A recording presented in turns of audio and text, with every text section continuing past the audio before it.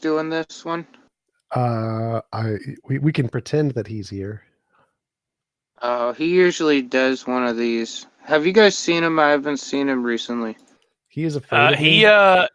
So basically, Darth Dawkins, he left the server a while back because they took away his power in the religion server room, even though he wasn't supposed to have that because it's not a guest room. But he had the Atheist Helpline in the religion room, and when people got mad that he was meeting people in religion room, they removed his power, so he spurged out and left the server. This has been like months ago. Okay. I didn't know. Thanks for explaining. No problem, gangsta. But I can be Darth Dawkins. Hey, let me tell you something. The Earth's is only 6,000 years old, and if you believe anything else, you're just a troll. Like, come on now. You're clearly a troll. He a young Earth creationist? Yes, he is a young Earth creation. I know he's a crazy if there's ever been a crazy. I'm a young earther. I don't think if the Bible's true, it has to be. It goes by a timeline. For the timeline to be accurate, the Earth would have to be no more than like 6,000 years at the absolute most.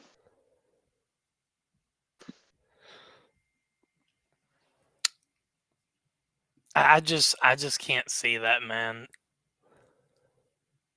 It's just we have so much evidence that the Earth predates way more than 6,000 years.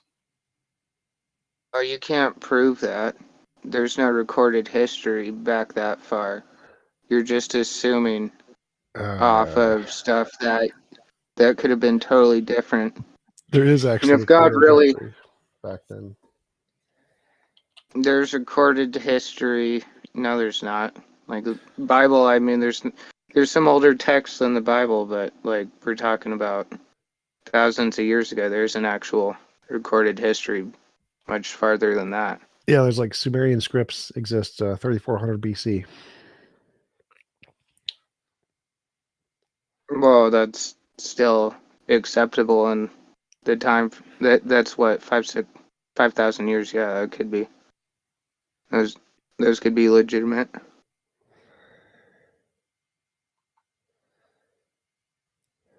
Well, that doesn't prove anything about these millions of billions of years. It would be like taking the Garden of Eden, that's supposed to be a perfect place without death, and putting that on top of a graveyard of millions of billions of animals that died and suffered when the Bible said there wasn't any death before the origin of sin. Well, there was no. There's literally like there's still like sectors between Russia and Alaska that prove that there was a bridge made out of ice in that particular area, and that happened about 35,700 years ago. So the fact that people want to like say that the Earth is only 6,000 years old, I mean, you've got to be fucking crazy. You're still just assuming things based off of assumptions. You can't prove that. So how it actually happened. Maybe things work totally differently. There's a lot of Native American like scripts, and sometimes they're not even scripts, they're images of like what it was like to cross the land bridge. Like this is something that has been documented by the natives when they came over here. There's no way you can definitively prove whether that happened or not, or when it happened. I mean, maybe it did happen. I'm not really going to dispute that people maybe crossed a land bridge, but the timeline is what I have an issue with, and they're just making assumptions. There's no way to prove it. Well, how did the natives get here if the Earth is only 6,000 years old? I just explained to you. Maybe there was a land bridge, but it doesn't. The people making this claim are wrong on the time frame of when this occurred, and they're getting that based off assumptions on things that can't be proven. Yeah. Well, I don't think you understand what you mean by proof. So you can't prove you're God, but we don't go based off proof. We go based off evidence. And there's evidence of science stuff when there's zero evidence of God. And so saying you can't prove doesn't mean anything. Like, you can't prove anything other than like I exist, but we don't really care about that. What we care about is what the evidence says. You're assuming that things happen the same on Earth as they're happening right now. Things could have changed a lot rapidly, and things could have been different with the environment where there's wild changes that you wouldn't think would happen Well, under that's the current state of the Earth. well, But that's we not an don't know because assumption. we weren't there. Well, it's not an assumption. That's based on the evidence. It seems like you're assuming that some kind of magic changed things so that didn't happen consistently, and there's no evidence of that. Where we have lots of evidence that it's consistent because of predictions that have been made based off of the assumption it's consistent have been proven correct. So it seems like you're the one who's making assumptions about the universe maybe changing the laws of physics without evidence, whereas we have evidence, and so it's not an assumption. Well, if the Bible is true, it's got to be 100% true, and so it's all or nothing. Are there a lot of things that might make the Earth look old? Yeah, there's plenty of examples of that. But if God is really all powerful and all knowing, couldn't He just make the Earth look old? I think so. Sure, but magical But leprechauns could have created the universe 5 seconds ago. The fact that it could be that way doesn't mean we have evidence it's that way. So there's lots of ways it could be, but unless you have evidence to indicate one of those ways over the other, the fact that we do have evidence for the naturalist worldview makes that one better.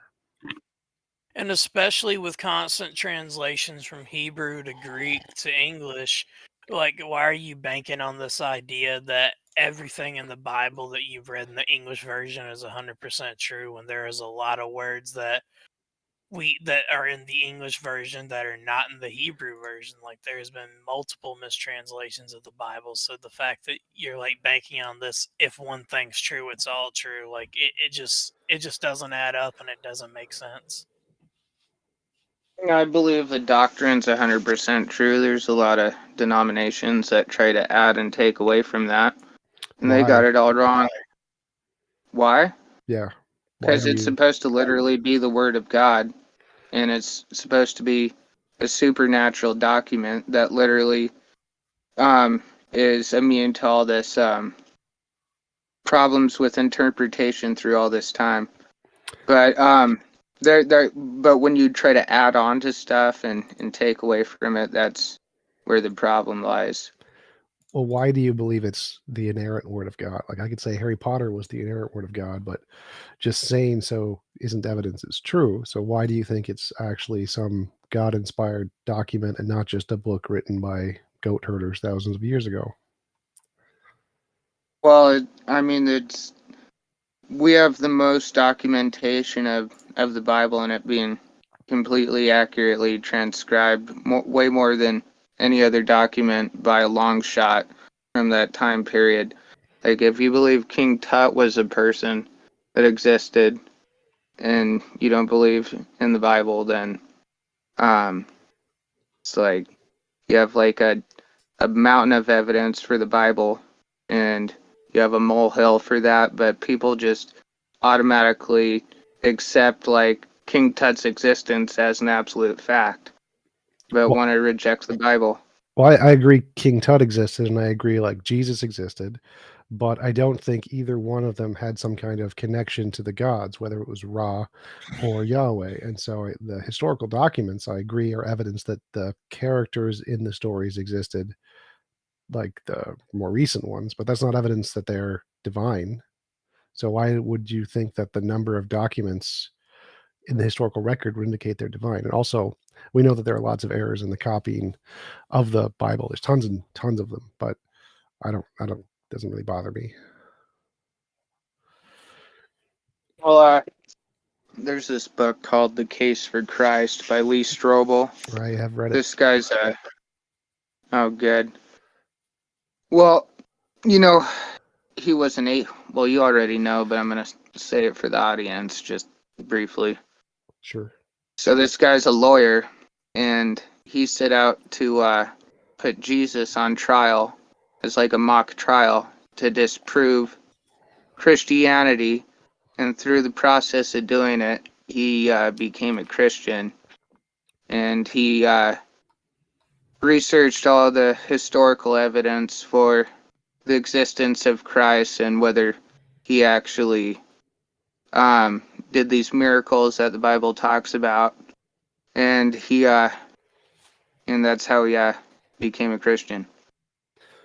Yeah, but when he was writing his book, he didn't actually follow the methodology of the courtroom or historians. He seemed to have made up his own methodology. So, for example, in a courtroom, if somebody brings forth an eyewitness testimony of magic or something, say someone used a magical spell to kill somebody, the courtroom is going to immediately throw that out because testimony of magic, miracles, mythical creature, the paranormal, the supernatural, UFOs isn't accepted in a court of law because we know how bad human personal experience is as a source of evidence. And so in a courtroom, in order to justify those things, you need some kind of an empirical basis, something you can verifiably test to show the magic is real. And then once you can demonstrate the magic is real to the courtroom, then you can accept the testimony. But you could never accept the testimony until you have the demonstration that the magic is real. And so anything that lacks this explicit empirical basis isn't accepted in a courtroom because eyewitness testimony is so fallible. And that's why his case for Christ wouldn't have passed in a courtroom.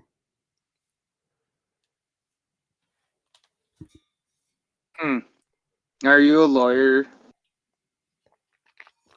No, I'm a philosopher. I mean, I don't really think I can dispute that because I'm not a lawyer. I don't know how a courtroom case goes. So, I mean, it could be that it wouldn't pass a courtroom test. I don't know. I'm not qualified to determine that. So, That's I'm fair. not gonna dispute that. So I've actually done the research on this. I've had a number of debates on this on my YouTube channel. One of them with Jonathan Sheffield, where I actually pulled up the court cases where they went through many different cases of UFOs, magic, God doing things, and they all listed dismissed for the same reason, that there was no precedent, no empirical basis, that you can't justify these things based off of eyewitness testimony. Testimony only works for things that already have precedent, that have already been demonstrated to exist in the past. So like I saw somebody commit a murder, or I saw somebody like walk their dog, but never I saw a unicorn, I saw magic. Those are never accepted. And you can check all the court cases I listed in that debate if you want to verify the things I'm saying. It's the Jonathan Sheffield debate on my YouTube channel.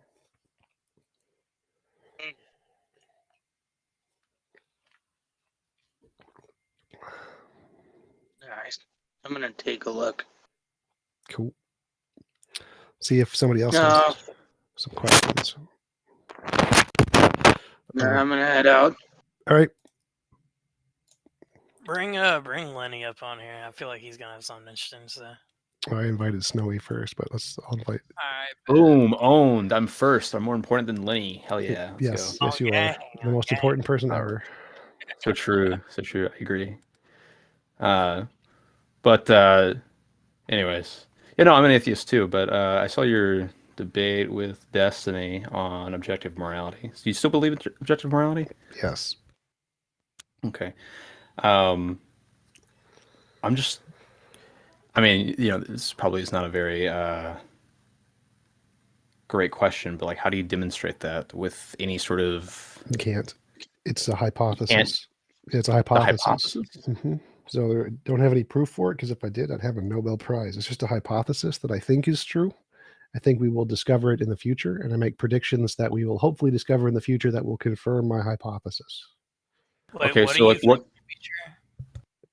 what kind of evidence would prove, like not just like can you prove objective morality, but like what kind of evidence even would be required to prove objective morality? Well, any novel testable predictions are evidence of any hypothesis. So you just say, if my hypothesis is true, here's something that we would expect to see in the future that we don't know yet. If we get it right. So what some I'm saying is, examples would be Yeah. like, I would predict that artificial intelligence is going to develop a morality that's going to follow the same patterns of moral intuition and moral progress that we see in the past for humanity, and is going to lead to the same conclusion point that I think is that we're leading to. And I think the same pattern would be discovered in any form of life throughout the universe. That would be, if that is correct, then that would be good evidence that there is some guiding principle causing our moralities to be the same objectively. so it would just be if other societies that are not human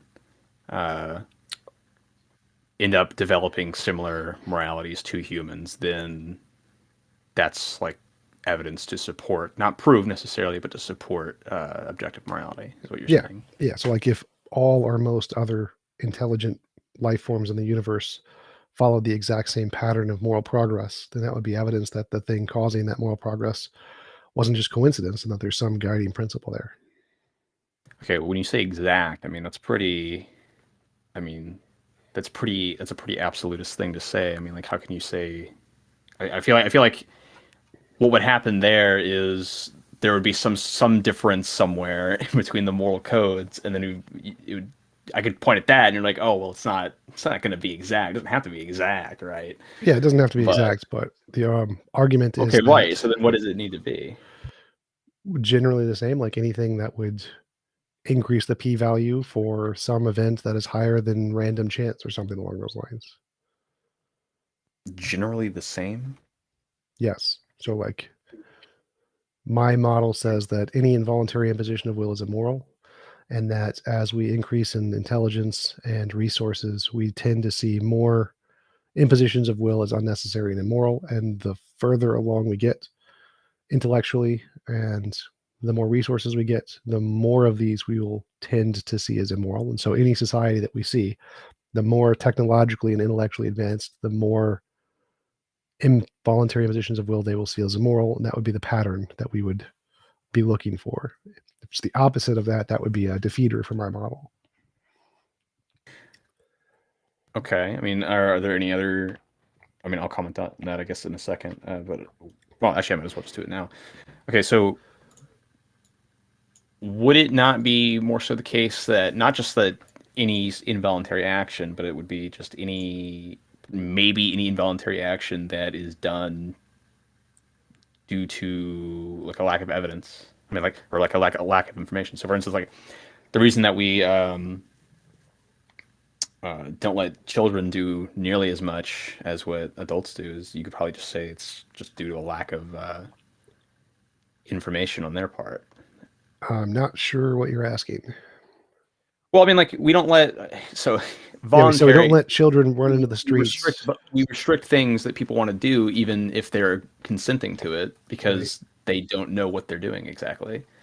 Right. So I define consent as like adult level intelligence. So children can't consent by definition. Right. And do you think that adults can consent to something without knowing what they're consenting to, and then should be stopped from being allowed to do that? Well, no, if you don't know what you're consenting to, then you can't consent to it. So you have to know. Okay, so then how do you know if you know what you're consenting to exactly? What? How do you know if you know what you're consenting to? Well, say I wanted to eat chocolate ice cream and I consent to eating chocolate ice cream. Anything beyond that I did not want would not be consensual. So getting cancer or something would not be consensual. Eating chocolate ice cream would be consensual in the flavor and whatever. But getting cancer or getting fat would not be consensual. So those would be immoral. So literally just the things you are able to process and consent to without any externalities is the part that's moral. I hate to so like the abortion thing. What? Go ahead. But Lenny is asking if you were recording/streaming this event. Yes. All right, there you go, Lenny. There's your answer. Oh, what a great answer. Great question. Okay. So one of the good examples is like abortion. Like you can consent to sex without consenting to pregnancy. It's the same kind of a thing where you can consent to the parts of the interaction that you fully understand and want, but not consent to the consequences of the action that are the Okay, parts you so don't what want. if you do fully understand something, but there's like aspects of it that you like. Let's say, okay, so you fully understand a situation. There's aspects of it that you like, and there's aspects of it that you don't like, and there's nothing that you can do beyond engaging in that situation to get those aspects that you like.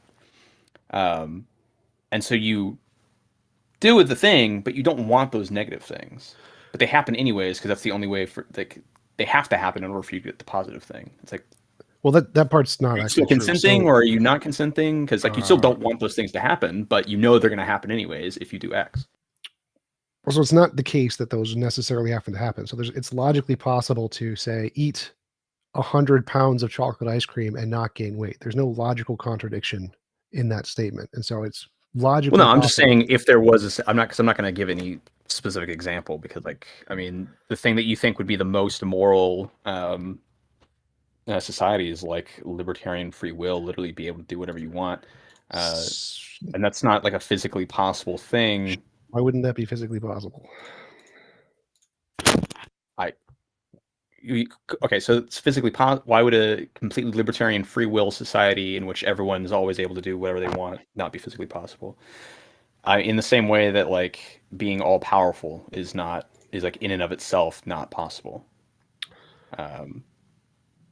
Right? I mean, like, unless you think that being all powerful is possible, like logically. Well, right. possible. So, but this isn't claiming you are all powerful. The definition What of if I want to? morality.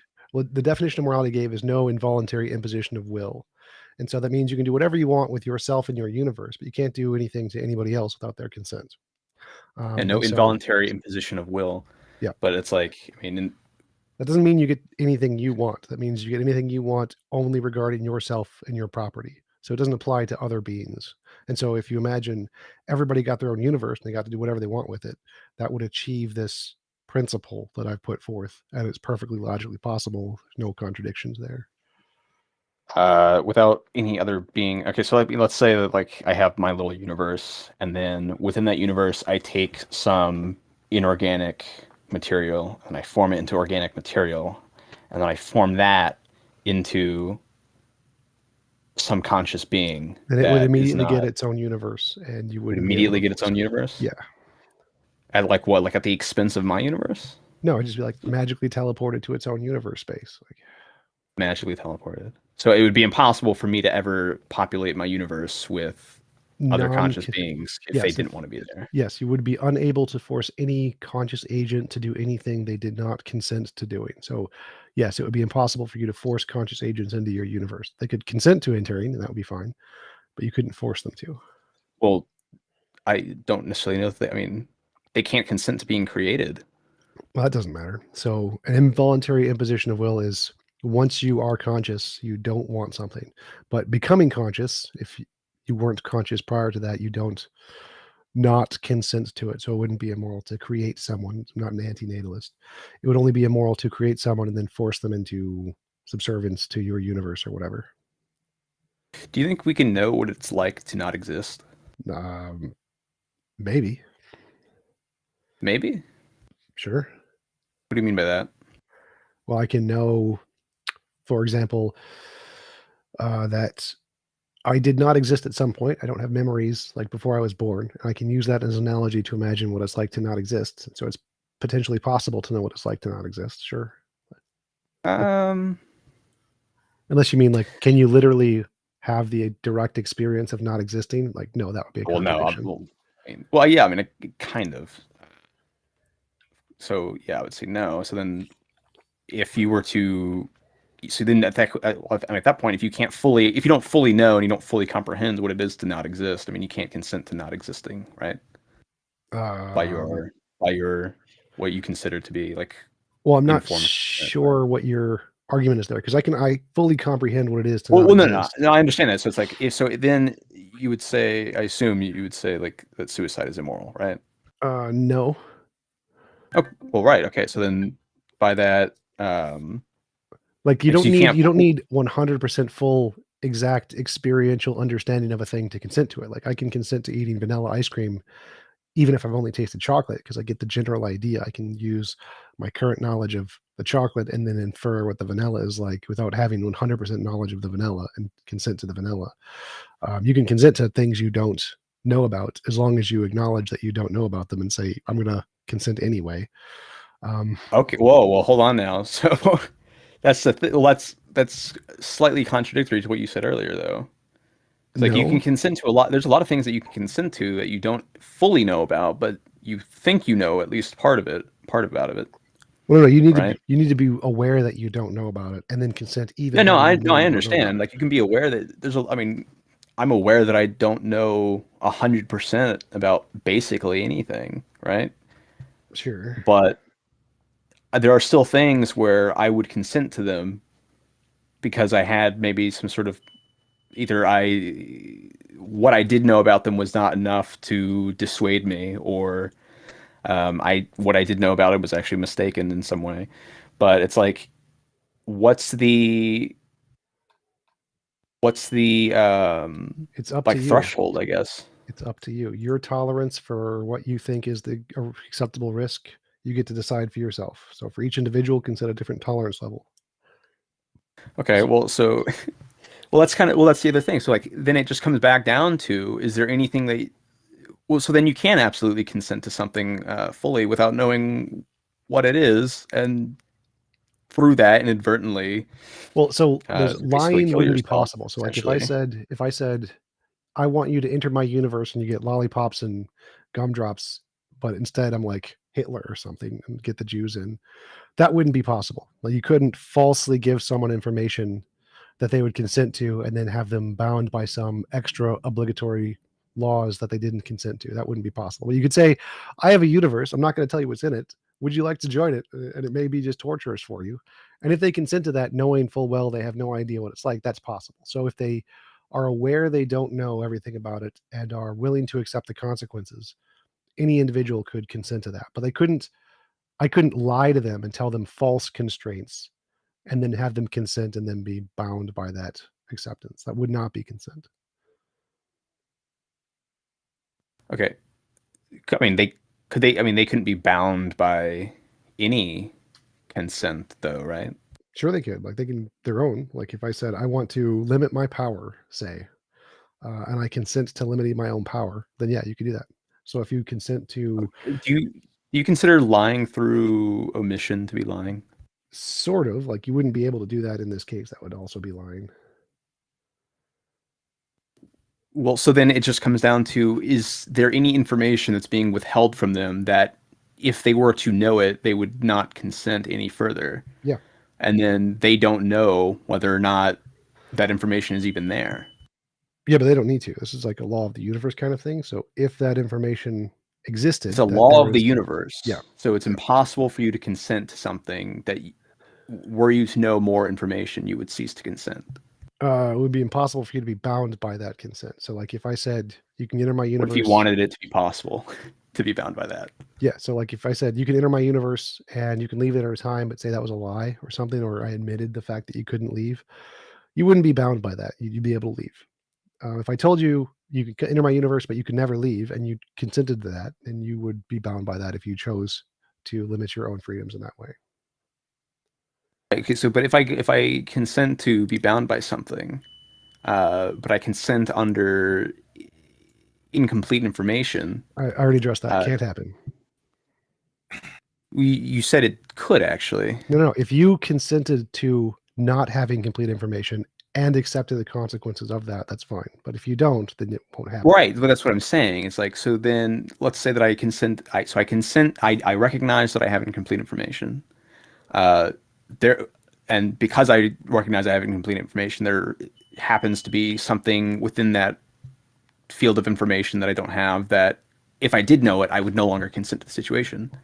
But because I know that I don't have that information, even though I don't know that that information is even there, I don't even know that it exists. That's what it is. You can just say, if there is such a thing, then I do not hold my consent to be valid. Problem solved. It's very, very easy. None of this is a serious problem. This is all just basic questions. Like I can just put a rule in to myself that if there is something I wouldn't consent to if I was all knowledge, if I had omniscience, then I'm not bound by that consent. Problem solved.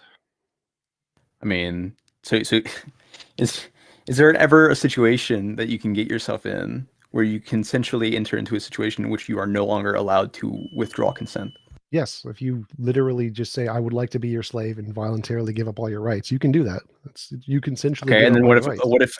what if after that you decide, actually, I don't want to be your slave anymore? Like, are you just fucked? It's your consciousness. You get to decide to do whatever you want with it. So if you decide to give up all your rights, that's your choice.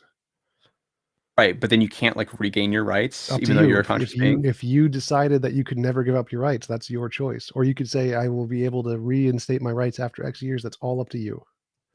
Right, but that's all up to you. That's all up to you at the moment you make the decision, right? You Sure. can't like. Or you can set it up to be any way you want. You can have time go backwards if No, you want. that's what I'm saying. It's like, so let's say that I give up all my rights, and I say at the moment, like, look, I'm willing to give up all my rights, and I'm willing to do it even if I change my mind. I'm willing to have it be that way, even if I change my mind later. And then That's later your I change choice. my mind. That's your Yeah, I choice. understand that. And then later I change my mind. I was like, actually, I don't like this situation anymore. So I ceased to consent. But because I gave it all up like 5 minutes ago, I can't do anything about it now, right? If you designed it that way, then it's your choice.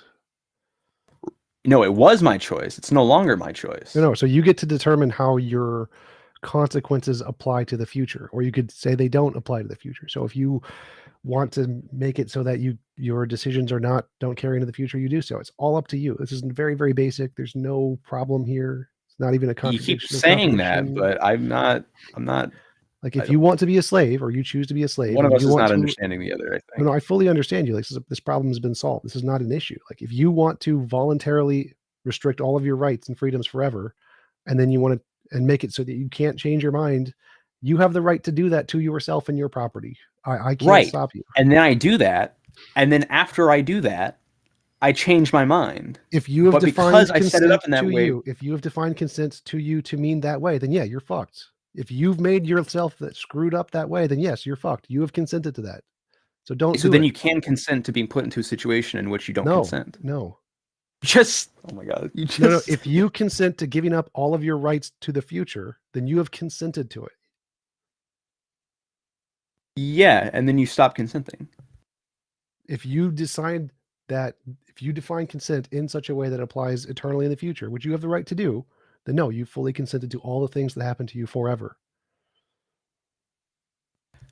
But don't do that. It's very simple. Like no one would ever do that. So it's not a serious problem. I mean, I don't know. I mean, if you live for like 1,000,000 years, you might do that just to see what happens. But No. No. I don't know. I mean, you might. I mean, people do crazy shit all the time. But the point is that you're consenting to a situation in which you can, once you do that, you can stop. Like you can be put into another situation in which you didn't consent.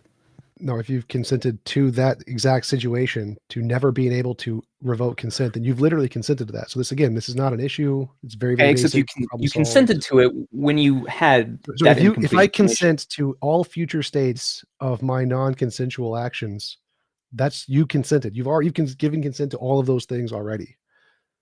This is very basic. I've already answered this like 10 times. If you consent, But I didn't know. that, I didn't know that you were going to do those actions. no, then you could just apply that rule, like I said before. If there is something I don't know about in the future that I wouldn't consent to, then just have it not be the case. So like, again, very, very basic. This is not an issue. I've already answered it like 1,000,000 times. Like I disagree, but I think I think because you've said that you can't consent to a situation in which you do not consent, and then you say that you can consent to a situation in which you do not consent. No, that's not what it's not at all. So you can choose to consent to things that you don't have full knowledge of, or you can choose to not do that. Say only consent to things you have full knowledge of. Right. You Your can, choice. yeah, exactly. You can, yeah. So you can choose to consent to things that you do not have full knowledge of. If you want. And within the realm of things that you do not have full knowledge of, there's quite possibly something that if you did have knowledge of it, you would no longer consent. Right. So then just add a rule. It says if there's something in this that I don't know about that I wouldn't consent to. No, I understand that, like the individual, but I'm saying is like at some point you not consent yourself into a situation that's immoral. No. I'm saying that you can, even by your own rules. You absolutely can No, I've consent already proven yourself it into a false. situation that's immoral. No, I think an example of like what he's trying to say is like consenting to something you don't have full knowledge of, like signing a contract without fully reading it, something along those lines. right, but I already addressed that. So no, that cannot happen unless you literally make yourself ignorant of the stipulations of the contract and then consent to it, given your ignorance, which would just make you a moron. So no. Yeah. Okay. So it's more morally justifiable to do bad things to morons then. No, because again, Well, it is if they consent to it without realizing what they're consenting to. then it wouldn't be a bad thing. Wouldn't be so. Yeah. So it's morally justifiable to do bad things. No, to do I've already addressed do this. If I negative consent things. to be a slave or whatever to a Christian God, and the Christian God then does whatever he does to people, that's perfectly consensual. That's not immoral because it was consensual. I've already addressed this. You've asked and answered 10 times. Move on. Well, I mean, you keep saying that. I've completely addressed everything you said, fully and completely. Like the fact that you don't understand is your issue. I don't care if you disagree. Like it's been answered. You have been fully answered completely. Deductively, here is the complete system. You've been answered. There is nothing left for you to ask. I'm just repeating the same things over and over again. You can consent to whatever you want, good or bad, ignorant or not ignorant. As long as you have the capability to decide for yourself, that's it. That's all you need. You're done. Next right. question. I don't care. I've already debunked it. You don't get an opinion on it. Next question. Okay. Yeah. You can go ahead and go to the next guy, I guess. Okay. Anybody else? All Questions? right. God stuff? Have a good one, though. You too. Okay. Awesome. Cool. I know Lenny wanted to come up here earlier. I don't know if he still wants to, because I think he doesn't want to be recorded or something. That's fine. Does he have like a voice modulator, making fake voice sounds? Or second account or something? Lenny is putting in the text chat something. I don't know. Oh, never mind. He stopped typing.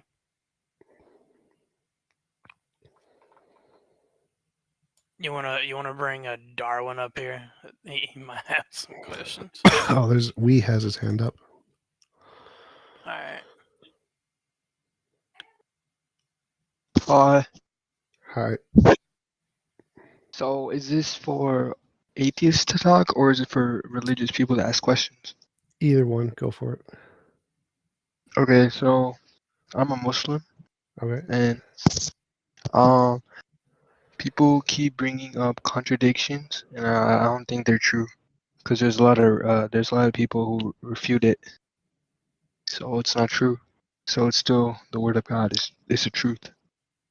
That's called reading into the text what you want it to say. Yeah, I did. No. So in apologetics, when you read a text like the Quran or the Hadiths or the New Testament or the Old Testament, you can read them as for what they say, like read them literally, or you can try to interpret them to make them fit your worldview. One of them is letting the text say what it actually says, and one of them is just called making stuff up. So if you just read the text, give me examples of this? Sure. So like you can like stuff that is not refuted. Not refuted. Like I don't know enough about the Quran. You can just Google contradictions in the Quran. There are tons of them. Yeah, I did that, and there's all of them are refuted. Well, no, none of them are refuted. So Islam is universally accepted as false. Like it's all wrong. Every academic says it's wrong. It's not even taken seriously. But you can take phrases and interpret them to make them fit your worldview, just like young Earth creationists take phrases in the Bible to make it fit their worldview. It's not true. The text doesn't say that. The text does have contradictions. You're just using the ambiguity of language to try to make it fit your worldview, to try and make it not be a contradiction. No, it's because Arabic is a perfect language. It's not. There are actually tons of problems with the Quran. Like the moon didn't split in half. Also, there's a lot of interpretations because it's translated into different languages. And Arabic is, if you read Arabic, it will make sense. No, it doesn't. I've read it in Arabic. It doesn't make any more sense. It's still gibberish. The moon did not. You read Arabic. Wait. You can read Arabic. The moon did not split in half. Birds did not dive. Yeah, I did. No, NASA found a crack in the moon. So that's there evidence. are lots of cracks in the moon. It doesn't go all the way through, and it did not split in half. I don't know about you, but I trust NASA. Well, NASA says the Quran is wrong. NASA emphatically says the moon did not split in half. Like every one of them. You can just Google, does NASA say the moon was split in half? They say no, every one of them. Okay, you know what? I'll just admit it. I'm an atheist. I was just joking around. That's okay.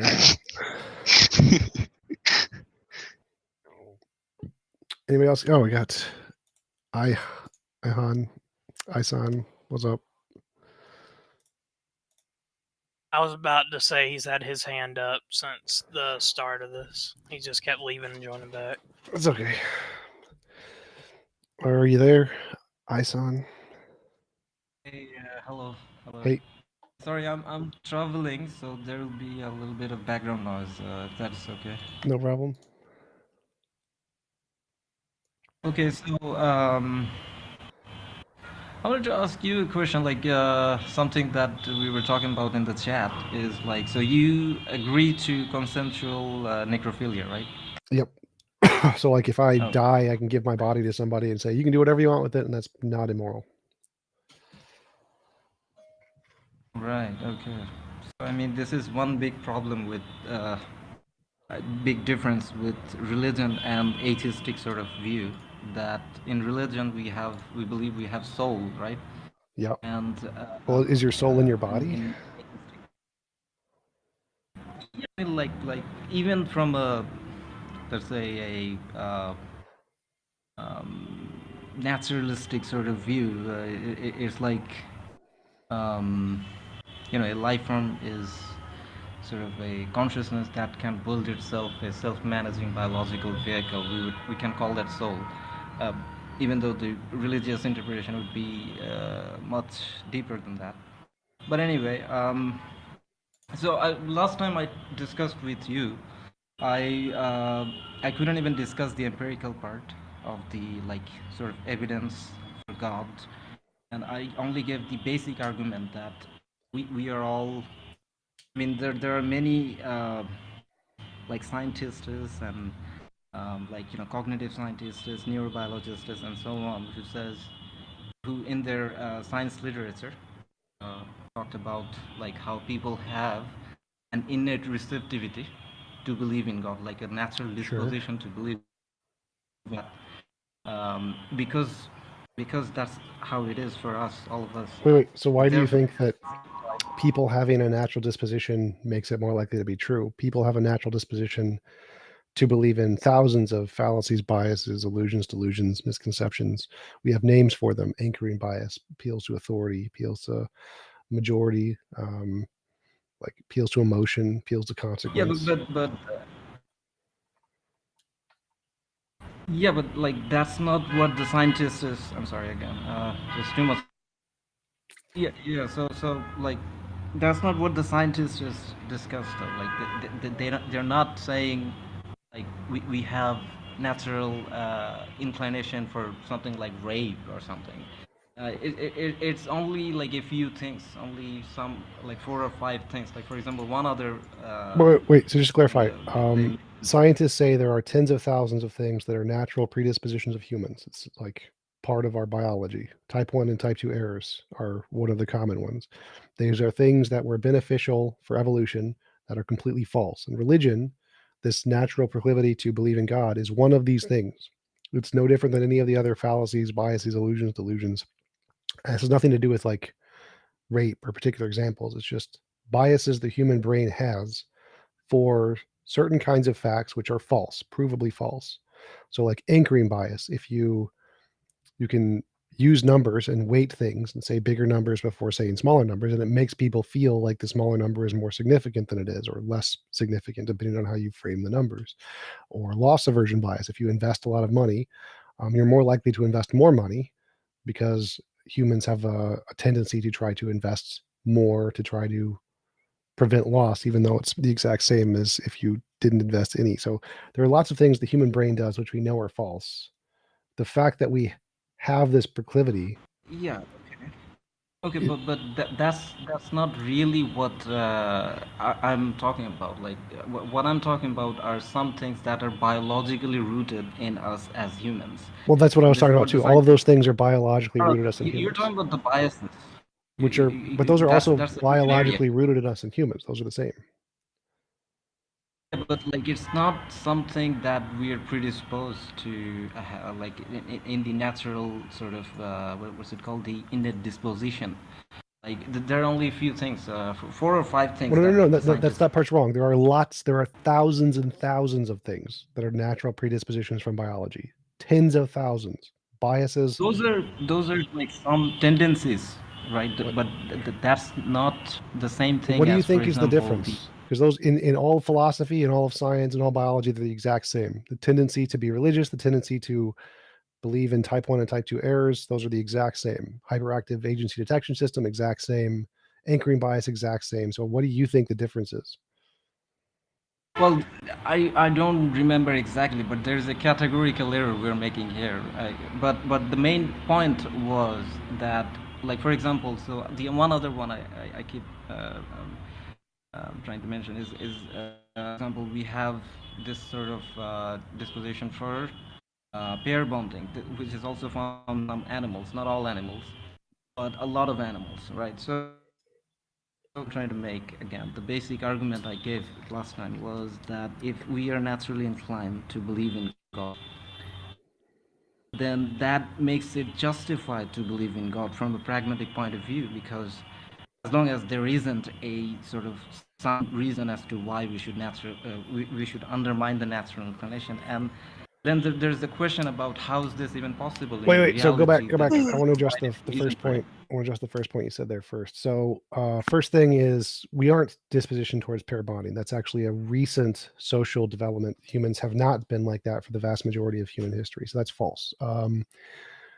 The disposition to believe in God is literally a hyperactive agency detection system. It's literally the bias that we see type 1 and type 2 errors, where if you hear a rustle in the bushes and you think it's a lion, you always run away. If you hear a rustle in the bushes and you're good scientific minded and say, I'm going to wait for more evidence, you get eaten by the lion. And so humans have a disposition to always say, there's a lion in the bushes, there's a monster under the bed, be afraid of the dark. Um, the volcano was caused by a volcano god. Humans have a disposition to always see agency in everything, which is one of the fallacies that is a product of evolution, which we know is false. And belief in God is the exact same thing. Secondly, the defeater argument that we are justified in believing things until the defeaters are provided, that's also false. We already have defeaters. Like if we know that humans have evolutionary dispositions, tens of thousands of them that are definitively false, then simply saying that we have a disposition is not evidence it's true. It's more evidence it's false, because we know that we have lots of false dispositions. So both of those things you said are incorrect. Okay, I really I don't know what to say. So like you're saying this is not something that is biologically rooted in us, and No, it there is. are It is. I hundreds fully agree there. But it's biologically rooted in the exact same fallacies and biases that are also biologically rooted. So it's no different than any of the other things.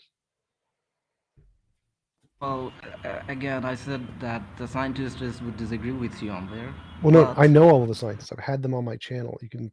Julian Mussolino is a does, for neuroscientist. example, someone like Justin Barrett or Justin Barrett isn't a scientist. I don't know, Oliver Petrovich, Ian Renzian, and like the Oxford Anthropological Society. All No, these so people, I know they the didn't consensus mention. of experts. The consensus of experts is that belief in God is a disposition that is a result of type 1 and type 2 errors. That is the consensus among scholars in every academic field. So for every one scholar you can list who disagree, I can list about 1,000. No, I don't think you can. But that being No, said, you can check the consensus. about, You can check the polls. The wait, consensus hold on, literally shows that no, the position you're talking about is a minority crackpot position that is not supported by the evidence. Like you can find the polls on this. This is very, very common. This is very easy to find. Is the fact that religion is a disposition in humans a result of magic, or is it one of the thousands of biases and fallacies that we know about? Like everybody in the field agrees it's literally type 1 and type 2 errors. It's literally what it is. Yeah, like I mean, for example, in your debate with Daniel Hakikaji, you said that pragmatism is actually not a moral theory. It's more like what? What was it you Pragmatism said? isn't a moral theory. Sorry, not pragmatism. Utilitarianism. Utilitarianism, It is utilitarianism actually, is not a moral realist position. yeah, and all the academics agree with you there, right? Utilitarianism is a pragmatic position, not a moral realist position. Yeah, and all the like scientists, we all agree with you that the QF, it always existed even before there was a universe. Most physicists do, yes. The quantum fields. Yes, that's the consensus in physics. Right. I thought it's the like the universe. The laws of physics that determined the like the QF and like.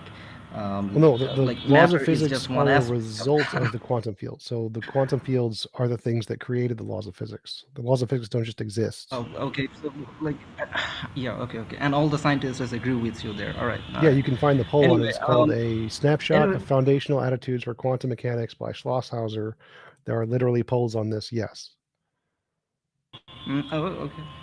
Yeah, I'll just like take your words for it. Well, don't take my word for it. Google it. Google a snapshot of foundational Listen, attitudes in quantum just mechanics. Google it, right? Okay, just Google it. If I list a publicly available poll, and you can Google the title of the poll to find it yourself, yes, that's a good idea.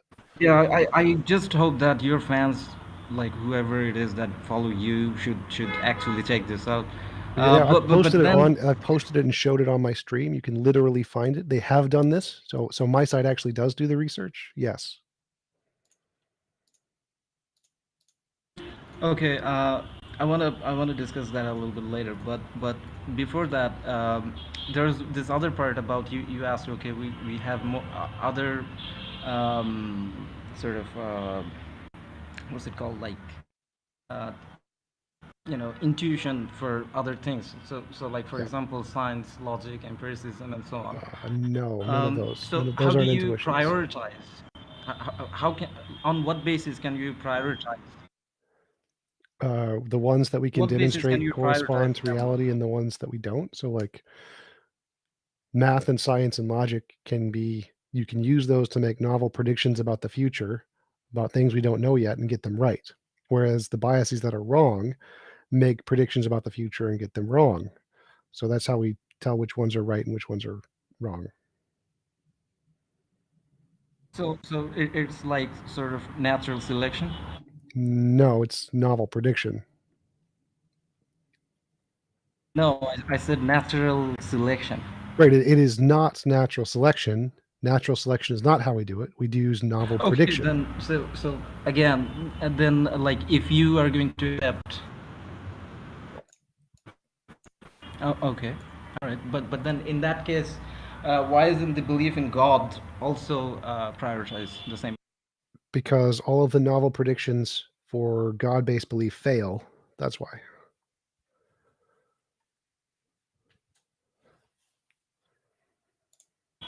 Like what? Like every novel prediction made by any religion or God ever, like they're all wrong. Like the only successful models that make novel predictions are science.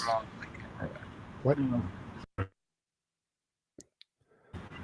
Anyway, looks like this is not going anywhere. I was going to ask you, like, I mean, again, from a theistic point of view, the argument I was trying to make is that God is just as real from a theistic point of view, because I mean, this is the basic argument, right? Because why there are so many religions, why there are so many people believe in God, because we are naturally inclined to believe in God. And I was saying that this would be justified as long as there isn't a sound reason as to why you should undermine the natural inclination. But then the point again is, well, there is a defeater for that. It's type 1 and type 2 errors. Type 1 and type 2 errors are the defeater for that position.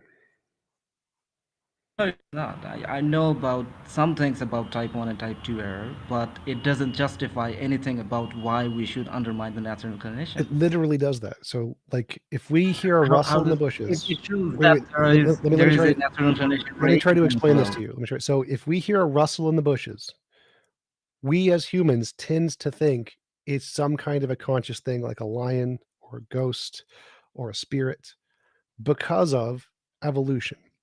If somebody thinks that there's a lion in the bushes, they will run away. If someone does not think there's a lion in the bushes and they're very science-minded and want to wait for more evidence, then they don't run away. And the people who run away 100% of the time survive 100% of the time. The people who don't run away die like 10% of the time because 10% of the time it's a lion. And so Yeah, we as so I would humans... disagree with you there. What? I would disagree with you there, and About so what? would Alex Rosenberg, right? Alex No, he Rosenberg. agrees with this. What do you disagree No, with? he doesn't. He No, he doesn't. definitely would say does. very explicitly. Listen. He would say very, very explicitly, very clearly that rationality is not needed for survival. Like you can actually be completely superstitious and survive in a jungle or something. So that's thinking that that's there agreeing is with me. a man eating That's beer. agreeing. So Alex Rosenberg 100% agrees with me, because what I'm saying is that if you're 100% superstitious, you believe in ghosts or lions or whatever, you will run away from the rustle in the bushes. If you do not believe in superstition, if you're science, no superstition, you will die. So what I'm saying is if you have a superstitious belief, You don't necessarily die. it's like 10% of the time it's more likely to die if you don't run away from the rustle in the bushes. So I agree that if you are superstitious, you're more likely to survive. If you are not superstitious, you are less likely to survive. And so this is proven. This has been proven in evolution. Type 1 and type 2 errors. This is proven. I don't think there's a percentage as to how much you will survive. This is proven. This has been proven. Type 1, type 2 errors. All it proves is that rationality is not even actually needed. No one said it was. No one said it was. That's what it proves. So this is why my question as to how you can prioritize the other things instead of God belief. I already answered that question. Makes sense. So I already answered that question. We can use novel testable predictions to tell which hypotheses are correct and which hypotheses are not correct. If you can predict the future about things we don't know yet and get it right, that's evidence of your hypothesis. And so we can say the ones that can do that consistently are the good ones, and the ones that can't are the bad ones. Your hypothesis, the first thing you brought up about us having a natural inclination to be religious, is a fallacy. It's type 1 and type 2 errors. It is proven wrong. It has a defeater. No one accepts that. It is garbage. You don't need rationality to survive. No one cares about that.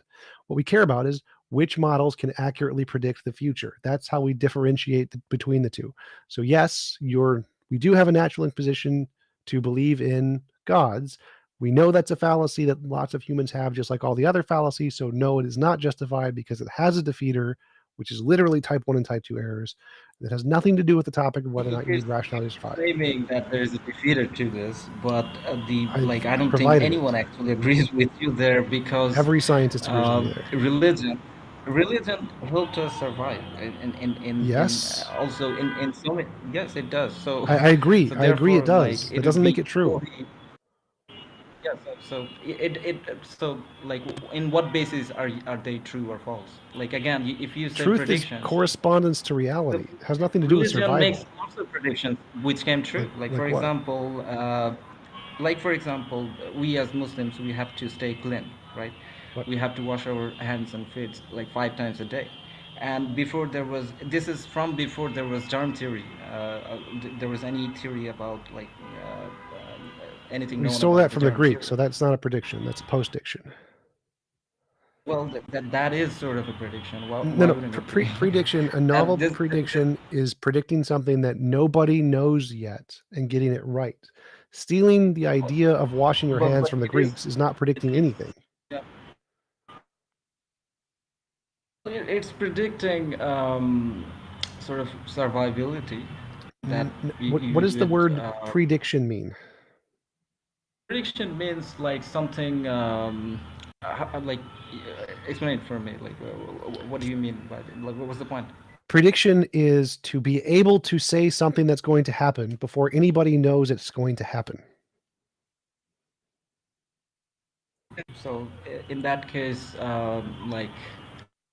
religion has this sort of practices which help us survive, and that's not a prediction. In that practices that help us survive is not a prediction. I mean, a prediction is like saying that there will be a tetrapod that is halfway between a fish and a lizard at exactly this geological scale and exactly this location.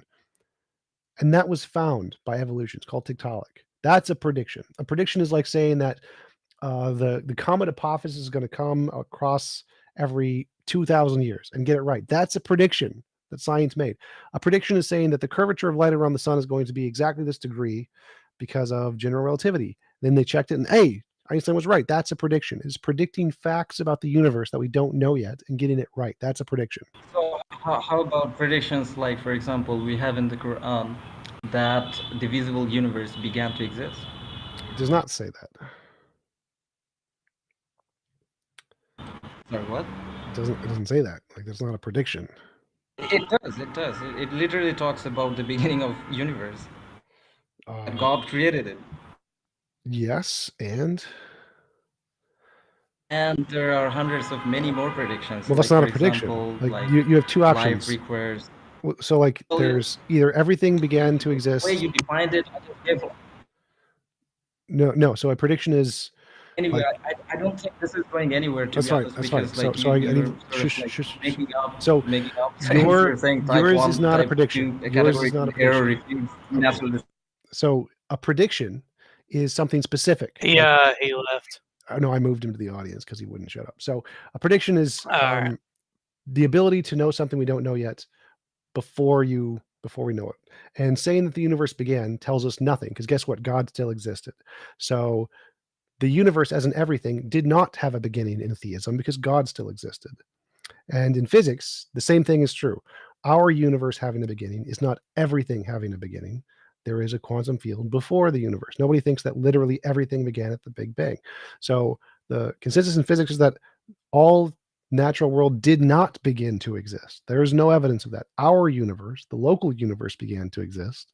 There's no evidence that everything in the universe, everything like natural world, began to exist. It's not a thing. So it did not. The Bible did not predict that at all. No holy book did. All right, who's next? Trinity wants to come up. Yo, Trinity, you gonna accept it? There you go. Right. Hi.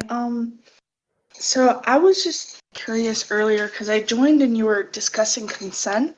Yeah.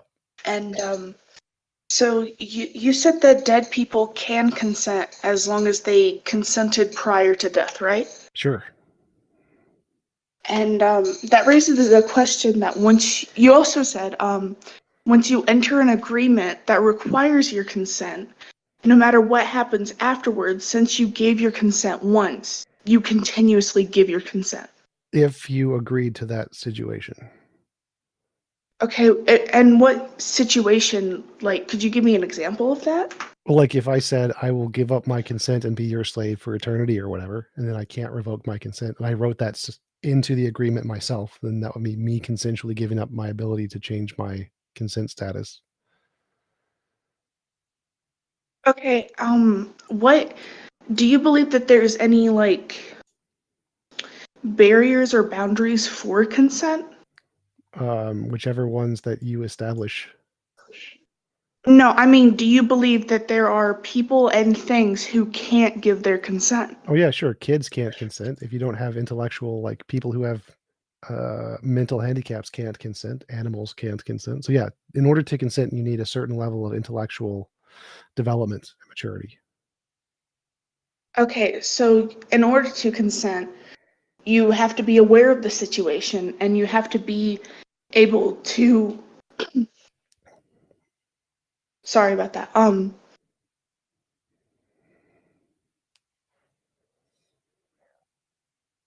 Hold on one second.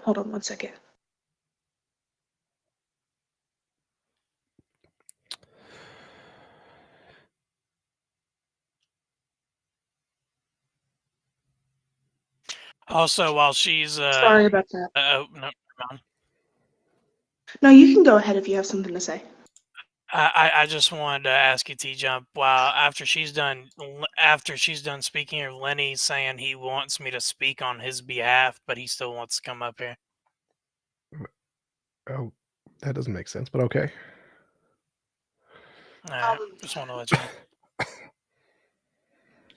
So essentially, the rules for consent is you have to be conscious of the decision that you're making, and you have to be within the means to make that decision, right? Sure, it sounds good. And also earlier, you were talking about just death in itself. And I noticed that you mentioned that it's not an absolute. So I was just curious about how a dead person can consent,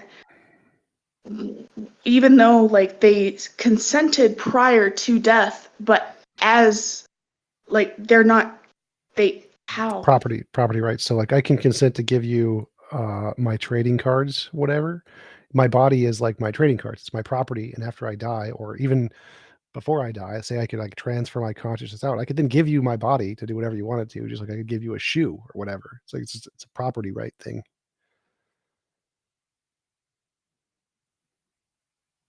Okay, thank you. Yep, no problem. All right, so Lenny wants basically he doesn't want to speak because you're streaming. He just but wants his he face to be on text the. it. He wants to text it, and he's gonna have me read it. Okay. This is gonna be interesting. Lenny, are you gonna text in my DMs or in the chat? Oh, he says Allah is proof of God. So God is God. It's a little circular, I think.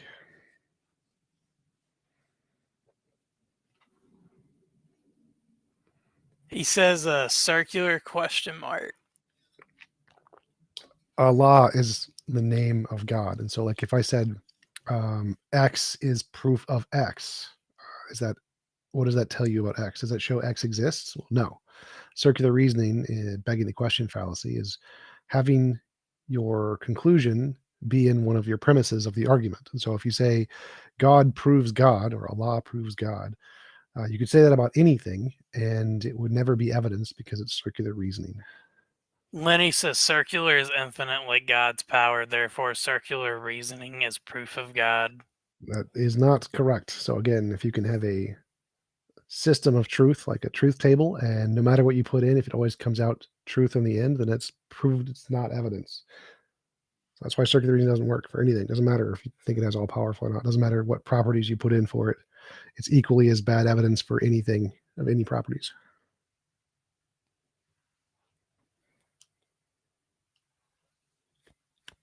He said, what is your standard for correctness without a law?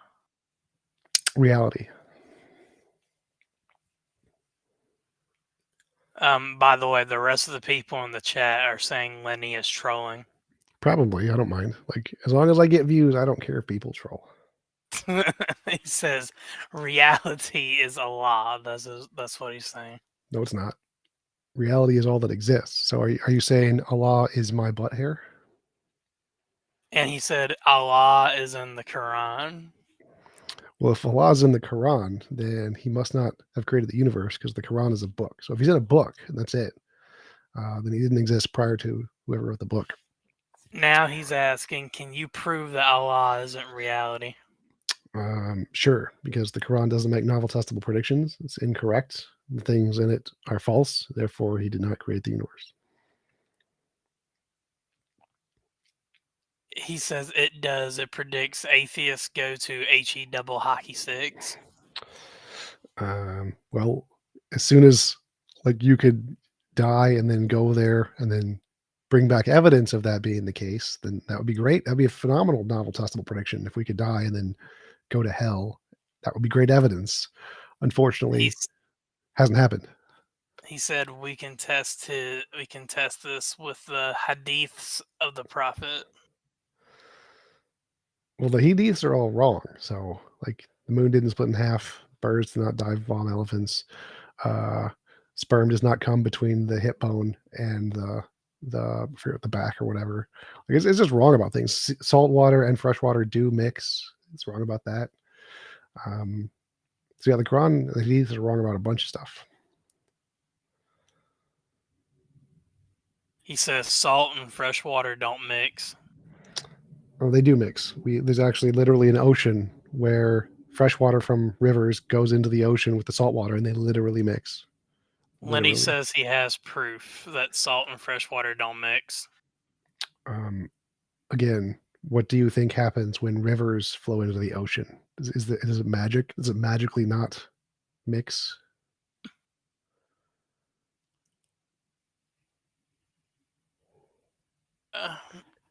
He says the souls of atheists are salty like the sea, and consequently they cannot mix with God, who is pure like water. Okay. So now he's not even saying that salt water and fresh water can't mix. He's just saying salt and water can't mix. I think he's saying salty souls and watery souls cannot mix. He says we see this in the Quran. But anyway. He is the one who has set free the two kinds of water, one sweet and palatable, and the other salty and bitter, and he has made between them a barrier and a forbidding partition. Quran 25:53. Oh, he's just putting verses now. Yeah, that's the one we were talking about where it says salt water and fresh water doesn't make sense wrong. And there's actually more than two kinds of water, so there's another mistake in there. He says the we move on to Quran the next guy. clearly states that water cannot mix. Yes, water cannot mix. Genius. Most genius thing I've ever heard. Yeah, what's going on, Balik? Oh, hey man, like, I just got a few questions about like, what do you think of the harm principle? Is it like, is it still flawed, inherently flawed about like, how do you draw boundaries on what really constitutes that's like directly affecting people or consequences? Like, is it limited to having a direct consequence of your action that is negative? I use consent. So harm principle doesn't matter. So like you can consent to being harmed, and then it's not immoral. So I don't really care about harm. I care about consent.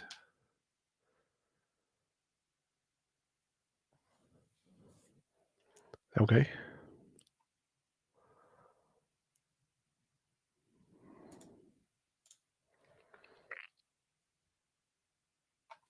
I'm back.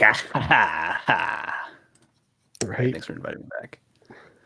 All right. Anyways, so this is gonna somewhat relate to what we were talking about earlier. Do you think that like a person in the future is the same as a person in the past? It's up to you. So you get to define it that way if you want in your universe. Well, no, I don't know that that's. I don't know that that's actually how that works. Well, if you have your own universe and you can define the rules of the universe, you can make it one way or the other. Like if you don't like it the way it is here in this universe, you could change it if you wanted to. So you literally become a new person every second, and that's up to you. Like I don't care if you want to do that with. Well, your no, universe, I mean at that point, it's not an actual like it's not an actual what's the word I'm looking for?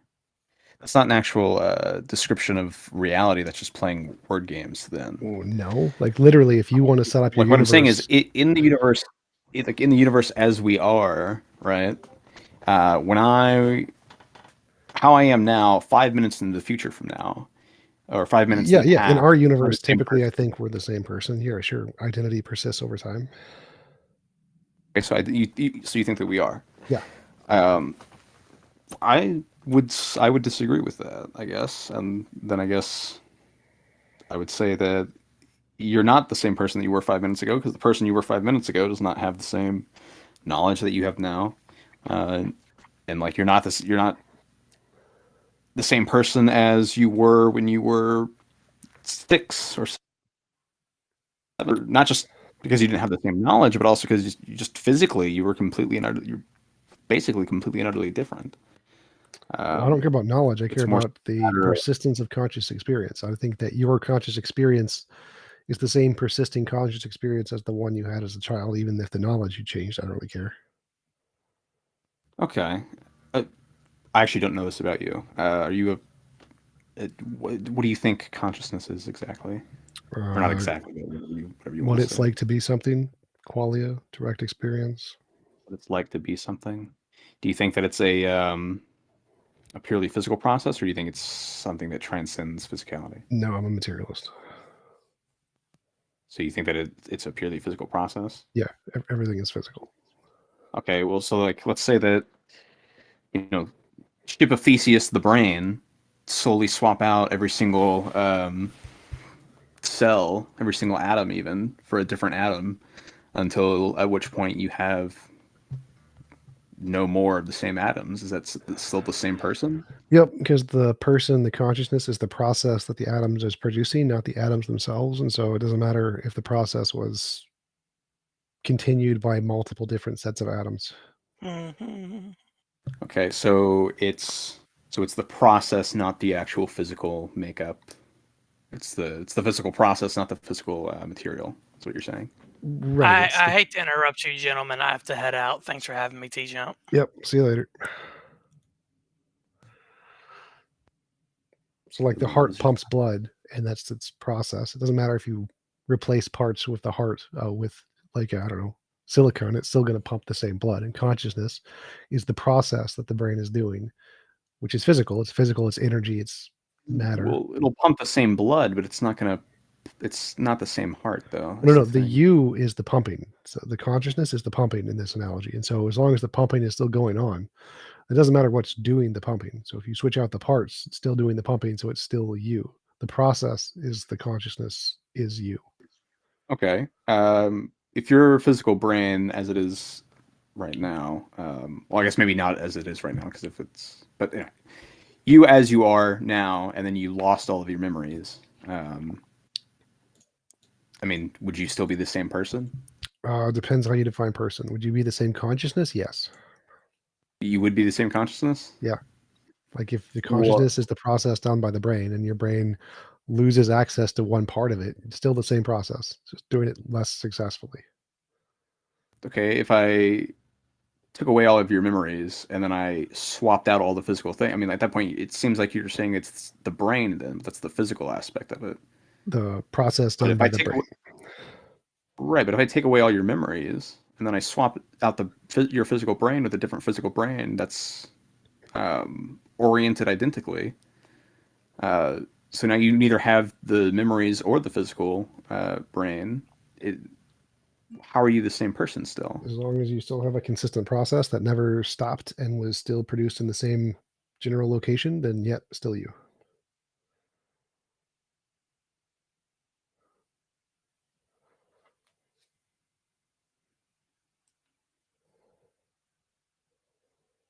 I mean, do you not think that the formation of memories and the keeping of memories are part of that process? No. Like the process is just literally the physical energy being transferred from neurons in a specific pattern. The fact that like one part of your brain does memory, if you just got rid of that entirely, it would still be you. It makes no difference. You is that process producing the consciousness. Whether or not that consciousness has some kind of memory states is just irrelevant. Still you. So you don't think memory is necessary for consciousness? No, definitely not. Could you describe what an entity that has consciousness but no memory at all, no memory whatsoever, would be like? Like people with short-term and long-term memory loss? Well, it wouldn't just be long term because it would also be short term. Like, because yes, I said if you both. can I said remember short term something from 5 and seconds long term. ago- Yes, yes. So Yeah, I this guess is, if you this could, is the yeah. thing. This exists. Literally, this exists. Does it? Yes, like memory and consciousness are not the same thing at all. I don't know why you would think you would need memory for consciousness. Consciousness is just like awareness of the present moment. You can have that with no awareness of the past whatsoever. So I get. So what are? I mean, enlighten me, please. What are people who have both long and short term memory to the point where they literally remember nothing? What are they like? Depends, because you can still have subconscious things, like you can still speak, you still talk to people, you just don't remember anybody's faces or what you were talking about, or can't really hold a conversation, but you could be a Right, lot but of you different remember things. what words mean. Well, you don't right? remember that at all. No, it's just your subconscious memory tells you that, but you have no awareness. You can't like tell you what it means. It's just something that's ingrained into your subconscious. Even if you didn't have that, you could still have consciousness. Wait, so you have no awareness of what you're Words saying, mean? of like what? Yeah, you have no awareness of what words mean. Yeah. That's also a and thing. you're still saying the words. Yes. Like just So- like you're breathing and you're not intentionally breathing, you just do it. So you need neither memory nor awareness in order to have consciousness. Well, you need awareness. You don't need awareness of what words mean because that's memory. So you don't need memory at all. Memory is completely irrelevant. Again, this is very, very basic. Not really a hard concept to understand. You can be consciously aware of the You present keep moment. saying that. I mean, I'm clearly confused here at least. So I mean, what confuses you about a thing that is consciously aware of the present moment but has no memories? Like babies at some point become consciously aware of the present moment but have zero memories, right? That's a thing. Clearly all living beings who have ever existed have to go through this state of at some point having literally no memories and just an experience of the present moment. Like this should not be a difficult process to wrap your So head around. I feel like there's a difference between like something being able to react to present moments and then being conscious, because it's like germs can react to I the didn't say present anything about moment. reacting. I said nothing about reacting. So having a direct experience, conscious experience, is completely different than having memories. All living beings who have brains and who are conscious start at one point where they have a conscious experience of the world but have no memories, right? Like literally, it has to be the case that conscious beings exist with no memories at some points along their existence, right? Because they didn't Right, have but any experiences. So yeah, no, I would agree with you there. Except that the second that they pop into existence, they already start having once they start having experiences, they start generating those memories. Sure, but let's suppose that part of their brain was broken and they aren't saved to memory. They can still have the direct experience without the saving to memory part. Two different parts of the brain. I don't.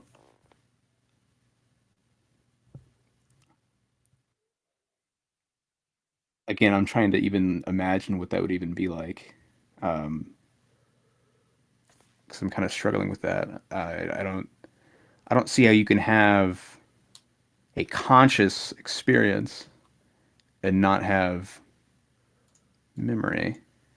I don't understand why that's so difficult. It should be really basic. It's like, hey, you wake up, conscious experience, and your brain just fails. The memory part of your brain is just destroyed, so it can't be saved. And so just literally every moment of being awake is as if you were a newborn baby. It's just constantly like that throughout your entire life.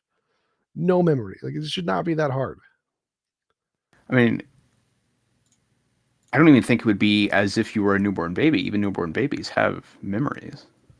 No, if like They newborn they as in prior to them. recognize. I mean, okay, it depends. Like, maybe. I guess I'm not an expert on that, but like, there's like some things where it's like they recognize the heartbeat of their mothers or something along those lines. I'm not 100% sure, but like there's some. It's not complex memory by any stretch of the imagination, but it's something there. Well, I don't understand what you're using as memory there. So like the cuckoo baby bird. Well, it would be the recognition of the heartbeat. Like if they can recognize like the patterns. That wouldn't be a memory since it's never heard it before. It can still recognize it not based off of a memory, but based off of biological priming. So like cuckoo bird is a bird that plants its eggs. Hear. I mean, like you can hear. What do you mean you never heard it before? I mean, so like if it has no ears, it can't hear it, but it can recognize it not based off memory, based off of the pattern biological tuning. So a cuckoo bird is a bird that will lay its eggs in other birds' nests. When the bird hatches, it immediately pushes out all the other eggs. Did it learn this? Did it have this knowledge? No, it's literally never experienced any of this, but it pushes them all out because biology can pre-program dispositions into your brain with you having no memory of it. You don't have any memories. This isn't a memory. It's not like I had a memory of it didn't like eggs. It was literally programmed to do this by biology because it has tendencies and desires. So you don't need memories to be able to do certain things. It's two separate parts of the brain, but also irrelevant. Even if you could do literally nothing and recognize literally nothing, you could still be conscious and it would just all be very weird. Right. So the cuckoo bird taking actions does not necessitate memory. I 100% agree with you there. I never claimed that it did. Well, it's the same as the heartbeat thing with children. Like you have this biological priming to desire and notice certain things better than other things. I don't think you can be biologically programmed to react to a person's heartbeat Yes, better than some other person's heartbeat. I don't know that that's because like how Literally would that irrelevant. biological Literally programming irrelevant. know What? what your Literally mother's irrelevant. heartbeat is going to be like before you're There are lots of born? ways to do that, but it's literally irrelevant. So I don't understand why this is so hard for you to understand. Yes, conscious things can How exist is with it- literally no memory. What is so hard about that? I don't know why. I don't know. Whatever. You seem like you're getting very upset. Yes, because if I don't like it when people say obviously stupid things and continue to ask obviously stupid questions when it's been asked and answered 30 times. Like, this is a very easy concept. There's no like you is there a keep saying logical that, I'm contradiction? just Is not there a your logical contradiction with the consciousness existing, having only experience of the present moment with no memories? Is there a logical contradiction there? a logical contradiction. Okay, yeah. So I guess like, what do you define? I mean, like P and not P at the same time. P and not P at the same time. Yeah, I mean, so with consciousness, I mean, you're defining like qualia and whatnot. So like the experience of just any sort of experience. Is that and memory? So being able to log away that experience and recall it at some point. Like, this should not be a hard question. It's very, very easy.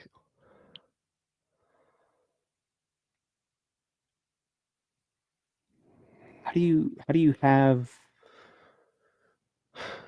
what through what mechanism is How should I giving know? rise to the experience? Huh? How should I know? It wouldn't make a difference.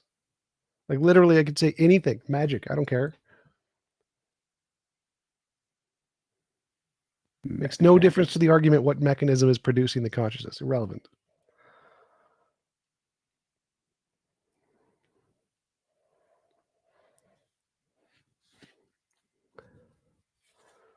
Okay. Antangelo. Where is Antangelo? Who? He's in the audience. I was going to let him talk because he's a friend of mine. Oh, okay. Go ahead.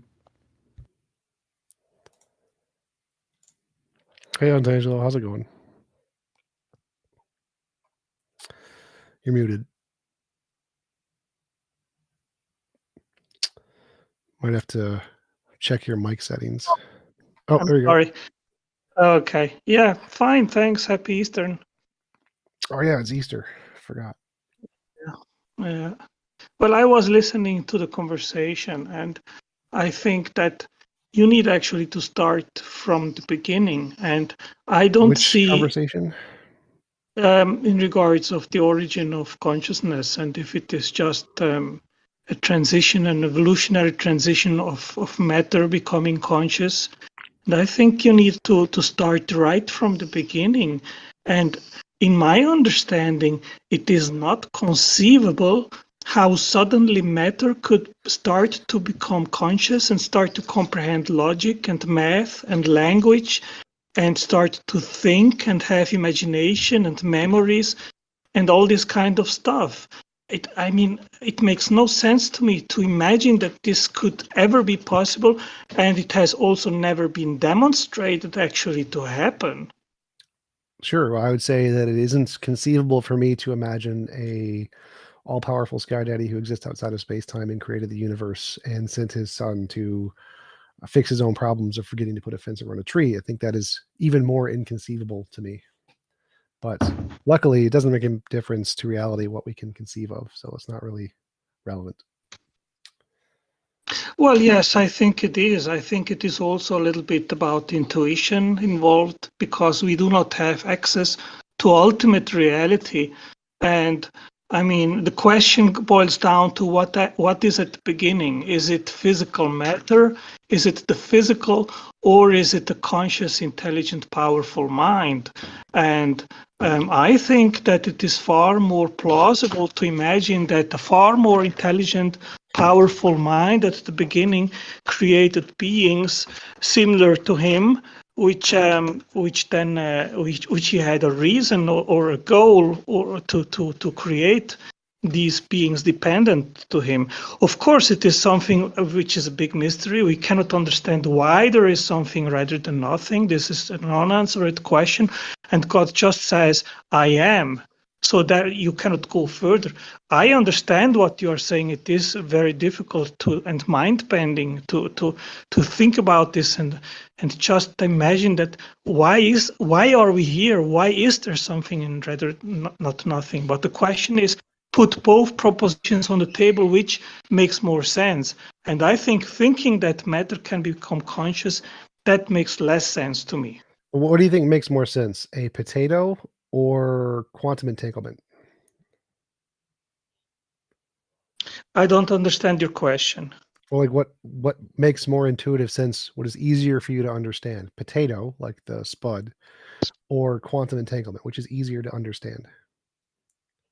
Well, I would say if you ask me what is a potato, that's easy to understand, right? Yeah. What is quantum entanglement? That's difficult to understand. I agree with you. Right. So the ability for us to understand things easily isn't evidence of which is more likely to be the fundamental nature of reality. Our ability to understand things isn't relevant to the fundamental nature of reality because we are trapped in this macro world. So understanding potatoes, very easy for us. Understanding quantum mechanics, very hard for us. And so it's actually more likely that the thing that doesn't make sense, that is very hard to us to understand, is probably going to be the true thing about the fundamental nature of reality. And it's probably not going to be one of the things that's very easy for us to understand because we live in a very different realm than the fundamental nature of reality. I don't know. I don't know if I agree with that, Tom. I think it boils down to a discussion about epistemology. How can we understand origins? What framework can we use to come to meaningful conclusions?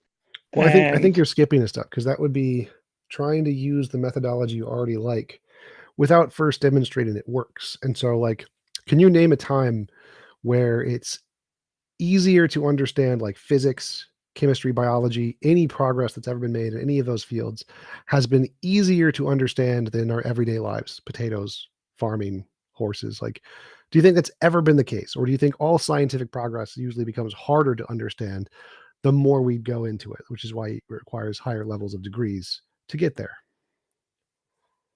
Yeah, I agree with you about that. So if it's the case that as we make scientific progress, it gets harder and harder to understand, and the things that are the most easy for us to understand are the least relevant when it comes to the higher academic progress you make, then why do you think that pattern is going to switch when it comes to the most fundamental thing? I don't know if I necessarily think that, okay, but what I put on the table right of the beginning is intuition, okay. So first of all, we have never observed matter to become conscious. So that is you cannot base that assertion on empirical demonstration. Sure, but there's lots of things we haven't observed, but that doesn't make a difference. Well, We've never observed God. We've never observed a mind outside of space-time. We've never observed a thing being able to make space-time. Like, there's lots of things we've never observed. There's probably more of them in relation to a God than to physics, but it doesn't matter whether or not we've observed it. That's not relevant to the argument. The argument is, go ahead. Well, I would disagree with you here, Tom. I would say that God has self-revealed himself to us through the scriptures, through the Bible, and through the incarnation of Christ, which coincidentally to our conversation right now is said that he did resurrect on Easter Sunday, today 2,000 years ago. And we have many testimonies which even died for their belief or what they experienced and saw. I would not agree with you that God has never revealed himself to us. That wasn't the argument. I didn't say he didn't reveal himself. That part is irrelevant. So let's say that he did reveal himself in the Bible. where did we demonstrate? Where did we see a mind outside of space-time? Where did we demonstrate a mind creating time and space? Like, we have those words written on paper, but where have we ever seen it actually occur? Because like there are lots of words written on paper. I can write quantum entanglement on paper, but that's not an actual demonstration it exists. Yeah, I think that analogies are very, very powerful indicators, and we can construct very powerful arguments in regards to the existence of God, as I have done many times, even here on this platform. I think that we can, by our own experience, see that we are able to make certain things, to construct certain things which we have never been observed, just non-intelligent mechanisms to be able to instantiate, right? So if we see in the natural world things which perform and work very similar to things that we have made, and we have never observed these things to be instantiated by natural means, then this is a strong indicator, even if we've not directly observed it, that these things in nature also require an intelligence in order to be instantiated. Well, that's a hypothesis, but we have lots of hypotheses. So I have a hypothesis that the natural world is the best explanation for all consciousness. And so how do we tell which hypothesis is the better hypothesis? Well, I give you an example. Would you agree that giving meaning to words is something that only intelligence does? Not necessarily, but that's so the question I asked was, how do we tell which hypothesis is a better hypothesis? That's the question. Well, I think that, as I just said right now, analogy is very interesting. If you see something that we as intelligent beings can do, and we know by our experience that non-intelligent things cannot do, and we see things in the natural world which are very similar that we have constructed with our intelligence, then we can infer that probably these things in nature also were made by an intelligent source. So do you know what an argument from analogy fallacy is? Go ahead, please. Well, it's using analogies to try to infer truth things about the universe. Like, analogies are a great way to build a hypothesis. Perfectly fine. But they aren't evidence the hypothesis is true. So you need something else above the analogy to show that the hypothesis is true. Just the analogy itself isn't evidence. Yeah. Well, when it comes to God, then it is not about what is 100% true or empirically true. If that were the case, and if we would have access to that information, then we would not have this conversation, right? Well, I don't care about proof. I didn't say anything about proof here. So my question was, how do we tell which hypothesis is better? And you said analogy, and I said analogy isn't evidence. So what I think is evidence is novel testable prediction. If you can accurately predict things we don't know yet about the future and get it right consistently, that's a very good reason to believe your hypothesis is correct and the others are wrong. And so good. So if you test something, if you make a hypothesis and test that hypothesis, and all you get in repeated experiments failure, would you agree that then therefore you would have to think, well, what are the possible explanations? Is there an alternative explanation? And if the first doesn't work and you have just one other explanation, then probably that other explanation is more plausible. Would you agree with that? No. So even if, let's say, you test a hypothesis and it fails every time, that's never going to be evidence for a different hypothesis. No. So you need positive evidence. If you have just two propositions, okay, you have just two possible explanations on the table. Well, there's never two. There's never just two. So like, well, I give you one. Either there is intelligence involved or not to create the physical world. Well, that's not two. That's about two sets of infinites. So because there's different possible intelligences and there's different possible combinations of physical things. And so, like, if I said, No. I am two buckets here on the table. wait. So, like, if I said spontaneous generation was my hypothesis, the hypothesis that if you put dirty cloth in a jar, rats will pop into existence in the jar, and I say this is my hypothesis, and I'm going to test for this hypothesis, and it fails. That isn't evidence against natural causation of life. And so when you test a hypothesis, you're not testing all potential explanations of natural causation of life. You're testing a particular combination. And so you can't say we've been testing natural hypotheses and they've all been failing, therefore all natural hypotheses fail. No, it doesn't work that way. The ones we've tested, well, they actually have succeeded recently, but like spontaneous generation failed. That is true, but that is not evidence against natural causation. It's just evidence against spontaneous generation. And so there's infinitely many different variations of natural ways life could come about from non-life without a God. And there's infinitely many kinds of gods. Okay, in what case would you say is it better to infer that intelligence was involved in creating life rather than not? When novel testable predictions are made based off that hypothesis that are proven correct. Okay, so I will put here just this hypothesis on the table. And my hypothesis is that it is possible to give meaning to words by non-intelligent mechanisms. Has that ever been observed to be possible? Maybe, but even if it hasn't, that's not evidence for the alternative. No. I'm asking you if it has been demonstrated to be possible. This is a yes or no question. Well, my position is going to be yes, but that would be go against your argument. So just like to try to go with your argument. If you say yes, then you need to tell me which experiment has demonstrated this to occur. Depends on like how you define meaning in sentences. So that's the tricky part. But let's say that. Okay, let's go with your argument. Let's go with your argument. Let's say that we've never demonstrated that natural things can add meaning to words or whatever. That's still not a novel prediction.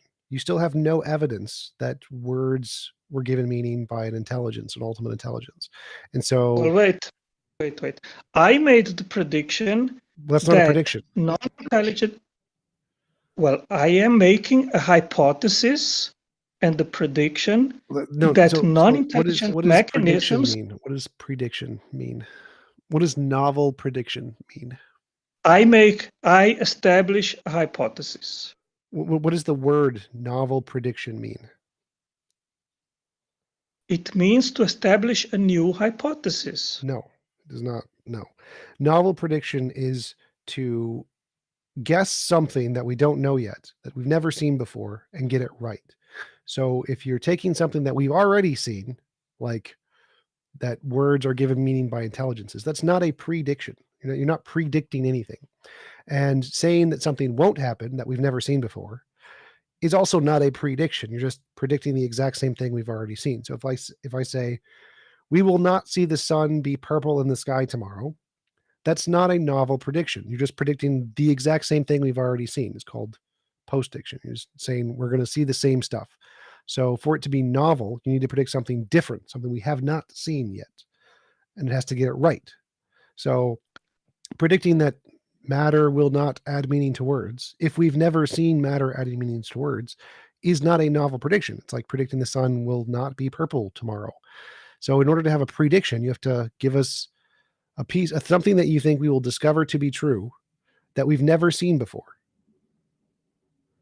Yeah, Tom, I think it is not necessary just to have this fixation on predictions. I think what you need is a framework of investigation, and we have two competing hypotheses. One is that intelligence was involved in creating life, and the other is that intelligence was not involved in creating life. Well, that's the hypothesis part. The hypothesis part we don't care about. What we need is something that can show one hypothesis is better. And the model that I think does that is not a prediction. And you're saying, Okay, well, I we don't need agree novel with you. prediction. I know. Let me finish, please. You interrupted me. Let me finish, and I will explain to you why I disagree with your epistemological methodology, that you think that just testing novel predictions is a pathway to find truth, to find good inferences to origins. I will explain to you why I disagree with that. Okay. I think that our picture is very clear. The theism, atheism debate is between two competing hypotheses. In one, there is the ingredients intelligence, and in the other, there is not. Okay, so now we have a specific phenomena here. That phenomena is a assignment of meaning to words. Okay, that needs an explanation. And I am asking, what is the more case adequate explanation when you see a word and you see the assignment of a meaning to that word? Well, so this is why I interrupt before. So please. Yeah, let me finish, please. No. So I cannot make a case if you are interrupting. That's what you usually do. I'm lost on what you're saying. It doesn't seem to follow. So the question was, why don't you think novel prediction is the best way to establish truth? And I'm not seeing how you're answering the question. I'm getting lost in all the irrelevance that don't answer that question. Well, I'm being very, very concise and relevant, but you are unable to listen, Tom. That's usual what you do, and you interrupt your interlocutor. Okay. So what is your answer? Why is novel prediction not correct? Yeah. I think that you made a word salad before. You were not concise and not clear. That's fine. Okay. I don't need to make. Why? I don't need. Can I finish, please? You're interrupting me. Because you're not answering the question. Why is novel prediction not required? Yes, I am trying to answer your question, but you're interrupting me. Okay. So please let me finish to talk. Okay. I say that we can make a novel prediction which has never been demonstrated before to be possible, which is that non-intelligent mechanisms could be able to assign meaning to words. You can test this. That's not a novel prediction, Angelo. That's literally not a novel prediction. A novel prediction is predict something we have not seen yet and discover that thing. No. Exactly. We have never seen. Listen carefully. Assign meaning to words. That is a novel prediction. Novel prediction. You have to predict something we haven't seen yet and discover that happened. Not that it didn't happen. Why does it have to be a novel prediction? I am giving you a challenge, which is your case. You need to demonstrate. You need to demonstrate that non-intelligent mechanisms are capable to assign meanings to words. If you are not capable, you have no case for naturalism, and you are lost, and you are not listening. And since you are not listening, Tom, as you are usually doing, I am ending this conversation. Yes, I. Okay, so I will end the conversation. Predicting something we already see is not a novel prediction. If I say what you need to do to prove your hypothesis is to prove that the sun is going to come up tomorrow purple, and I predict it will come up tomorrow yellow, that's not a novel prediction. You're predicting the same thing we've already seen, which is not evidence of your hypothesis. What you're saying is I have not provided evidence of mine, but you haven't provided any positive evidence of yours by giving this example. This is why it's not evidence. It doesn't matter if I don't provide evidence. Suppose I never provided any evidence. That will never be evidence of your hypothesis. What you need to make a novel prediction of something we've never seen before, something that's out of the ordinary, and get it right for your design or hypothesis to be supported. It doesn't matter if I never provide evidence. That will never be evidence of yours, because the falsification of my hypothesis is never evidence of your hypothesis. If you have 10 axles and you prove the first 9 are broken, that isn't evidence the 10th works. Literally one of the basic fallacies. So this is why you need novel prediction of something new that we don't know yet to be evidence of your hypothesis. And abiogenesis has done this. We have tons and tons of evidence of abiogenesis doing this, making successful novel predictions. It has not failed ever. It's been making tons of progress. So you're simply wrong about that. But even if it did, that would still never be evidence of your God. Let's see, who hasn't spoken yet? Brenda hasn't spoken yet. Hey, Brenda. I cannot hear you. Oh, can you hear me now? Yep, I can hear you now. I have a sort of different question. Okay. About propositions. Okay. Right. Is that okay? I guess. About epistemology, about the status of propositions. I have no idea. I don't. Status of propositions. What's your question?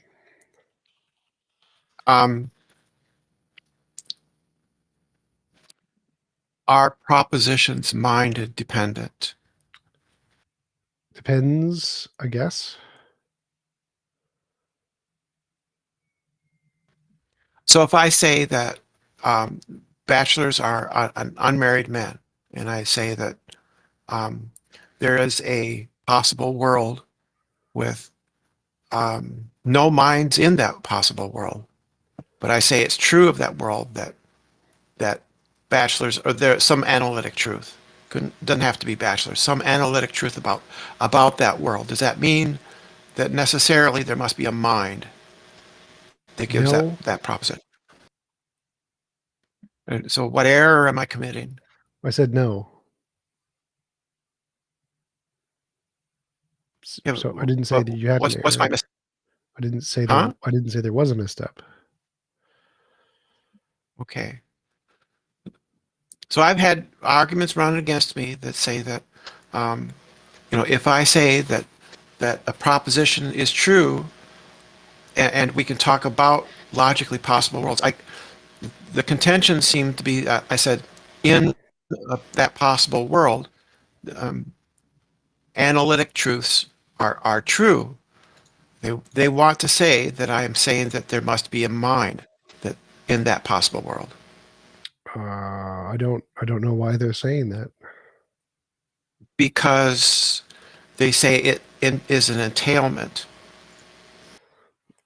Well, like to form a sentence, I think would require a mind. I think, and so. Yeah, and the fact. Well, so like if truth is a property of sentences, and so if no sentences exist, then truth wouldn't exist. But there'd still be facts. There'd still be facts in the universe. Like it is a fact that there isn't a married bachelor. But that sentence is only true if you express the sentence, and then truth is a property of that sentence because it corresponds to reality. And so if you're expressing a sentence, then obviously there has to be a mind to express the sentence.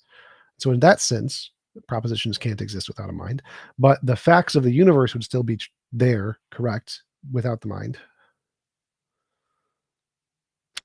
I think the argument that's been put forward to me is that there must be a mind. If it's true about that world, there's a logically possible world about which we can say true and false propositions, then it must be a mind in that world. That doesn't make any sense.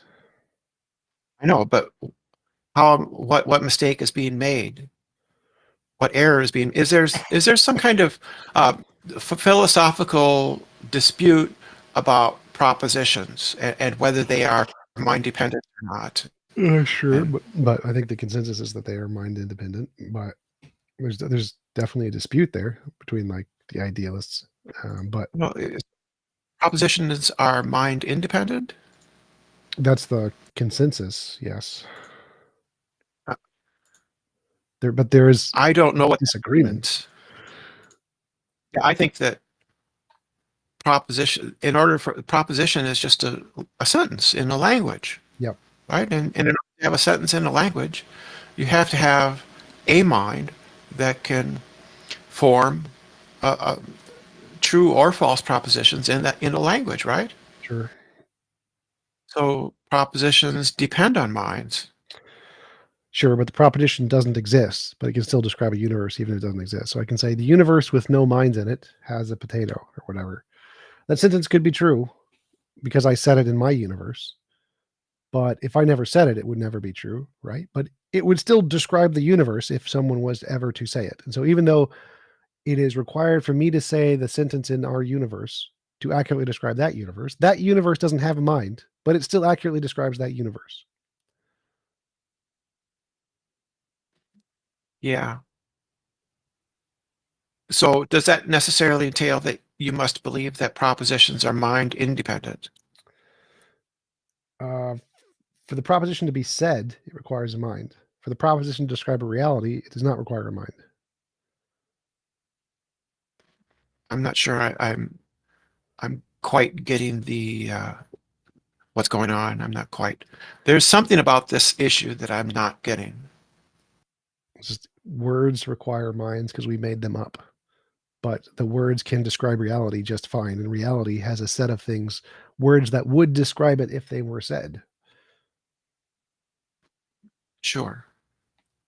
So that's all there is to it. So the words are contingent on the mind, but the words describing reality is not contingent on the mind. That's a separate thing. Whether or not the words correspond to reality is a separate fact to the words requiring a mind to Existing. exist in the first Right. place. And so, Right. The truth of the proposition depends on some facts about that world that make that proposition true. right. And so Right, it 'cause is an equivocation between those two things. The facts that propositions and words require a mind is true about their existing, but it's not true about their correspondence to the reality. And to say that they do is a conflation between those two separate facts. Yeah, because there have been I don't know if they're necessarily theists, but they are Morons. not naturalists. Not well. You said it's a consensus view in philosophy. That it's not contingent on a mind in the second case that I mentioned about the correspondence to reality. That part is separate. Oh yeah, the truth of the proposition isn't contingent on a mind; it's contingent on the facts. Right. Because the facts are the truth maker. Right. Right. So, and then when people refer to propositions, they're usually referring to that, not the fact that we require our minds to generate the words. Yeah. So this is kind of confusing. It's helpful to talk about it because there are theists, more sophisticated apologists who will bring up these issues. Yeah. And I have difficulty navigating this because I suspect there's an equivocation, but I can't always pin it down. Well, it's that exact one where they're taking the fact that we need to generate the sentence in our brains, and so it's required. A brain is required to generate the proposition for it to be true. But what makes it true, the truth maker, is the correspondence to the reality, and they're trying to equivocate those two things to say that the proposition and its the facts that make it true are both contingent on a mind. When they're not, it's only the first part, the generation of the word, that's contingent on a mind. Okay.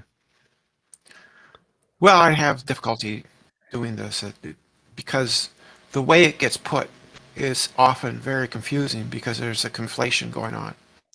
Yes, and that is intentional to try and make it confusing. I'm not sure it's intentional. I think it's in some cases it's conceptual. They have this concept and they're going to stick with it. Yeah. Sometimes I don't think that the people I've run into is not trying to intentionally deceive. They have this idea of the way things must be, which involves an equivocating. But then it gets hard for me to. These are like threads that need to be pulled apart, and sometimes it's difficult to do that. Yep. Okay. Just say good job, Brenda. Good job, Brenda. Okay. All right. Let's see who is next. Who hasn't talked? I don't think I've had Big P. Hello. What's up? Can I ask political questions? Sure. All right. I have two questions. They're one is one question, and the other one is a follow-up. A different question? To that Two questions? It's a follow-up. It's a follow-up to the first question. The Okay. second one. Do you agree that the fact people believe in God is studied among the social sciences? Of course. It's literally philosophy of religion. Okay. And then why do we reaffirm the beliefs of transgender people about their own sexuality through gender identity, but we don't reaffirm theists about their personal belief about the nature of the universe in a similar way? I'm not sure what you're asking. Should I So repeat? wait, let me see if I can. So you're asking, why do we accept the truth of the transgender claims, but not the truth of the religious claims? Is that what you're asking? No. We reaffirm their beliefs about their own sexuality through gender identity. So we don't really claim that they're actually women sexually, but we do reaffirm that claim through gender identity. But we don't really do that in a similar way to people who are religious and, let's say, believe in God. I don't understand your question. So I accept that you are let's say a Christian, just like I accept that a transgender person is transgender. I think they're both ideological positions and they both represent some kind of psychological state in the person equally. I don't see a difference there. Yeah, but there's a difference between sex and gender identity, though. Obviously. Sure. So gender is not grounded in science or objectivity. It's purely subjective. Okay. Um, But so is and like therefore, religious ideology. So Christianity, so Islam, Judaism. yeah, so as religious beliefs in general, like theism, or maybe something spiritual, let's say, shouldn't be maybe souls or spirits, demons, whatever. Why do we affirm the claims of a transgender person about their own sexuality through gender identity, and we affirm that by calling them a she or a he, but we don't do the same in a similar way to a religious man or a woman who claims the existence of God. Well, I do. I claim you're a theist. So I have a word to label your belief, just like I have a word to label transgender people's belief. Yeah, but that's not the same though. It's transgender identity is different, considering that, let's say, a man transitions to a woman, and then that biological man asks to be basically reaffirmed through gender identity, that he or she be called a she, basically. Sure. I mean, but if you put on Instead, a dress and wear a little white thing around your neck, I'm going to call you a pastor, even though there's no such thing as a pastor. It doesn't exist in reality anywhere. But if you do the right ritual stuff, I'm going to call you a pastor because that's what your ideology entails. It's not about the truth conditions of the thing. It's just a respecting of the ideology of the person. And we have that for all ideologies. It's the same.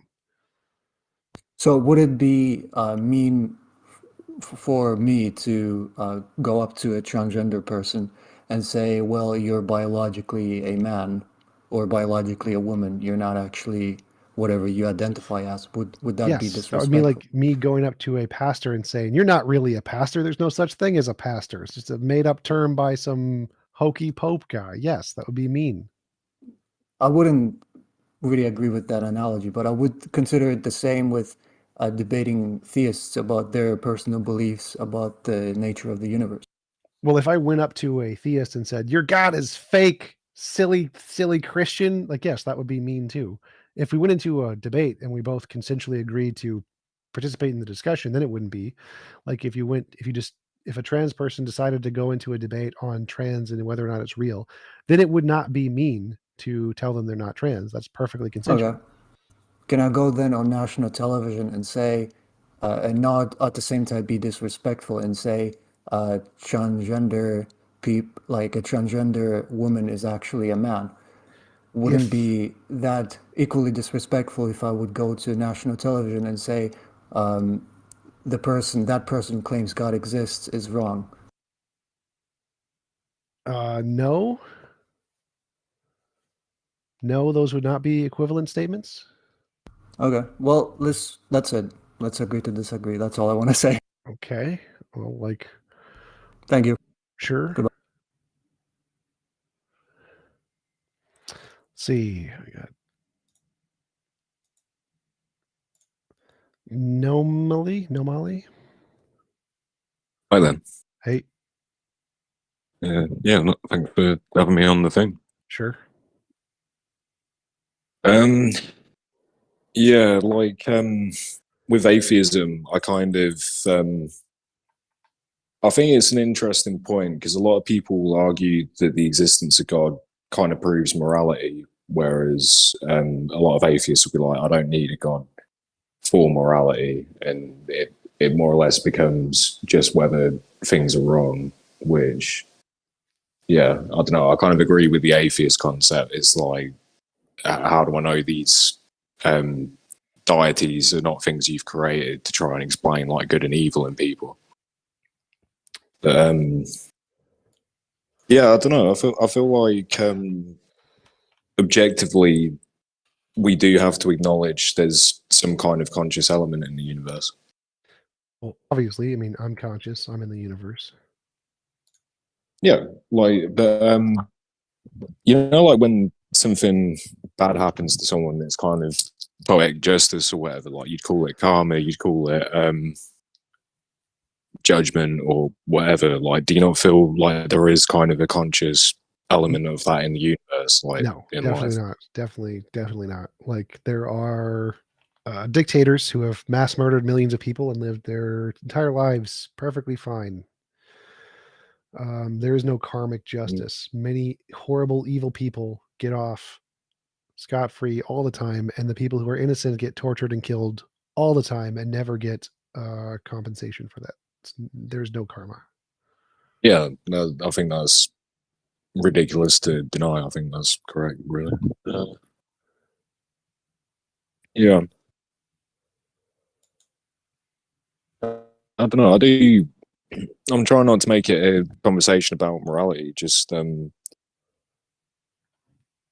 don't know if everything's an accident. Like, what do you feel gives us the instincts to say that this is immoral if I do it, like guilt or whatever? Because evolutionarily, would that not hold you back? No, actually, it's the other way. Moral inclinations actually help you, evolutionarily speaking. And so that's why the consensus among biologists is that evolution is or morality is a result of evolution. I think morality is real. I think there is an objective morality there. There's no evidence of this yet. It's just a hypothesis. But the consensus among philosophers is that there is an objective truth to morality beyond just evolutionary subjectivity. Yeah, I think I definitely agree. It can help form society or whatever. I was kind of thinking of like a weird out there example, but you know, like peaceful protests where they might have a load of people lie down in the ground. It's because like an authority figure knows they're in a deliberately vulnerable position, so it would be wrong of them to do anything. Sure. I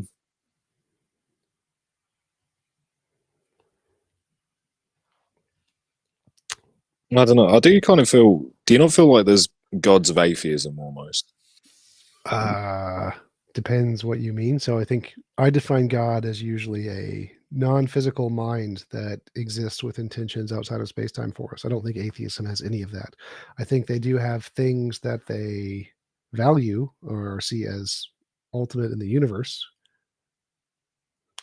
Well, yeah, like I don't know. Saying someone plays a stage character, and the minute the actor does something wrong, they're no longer considered that stage character or whatever. But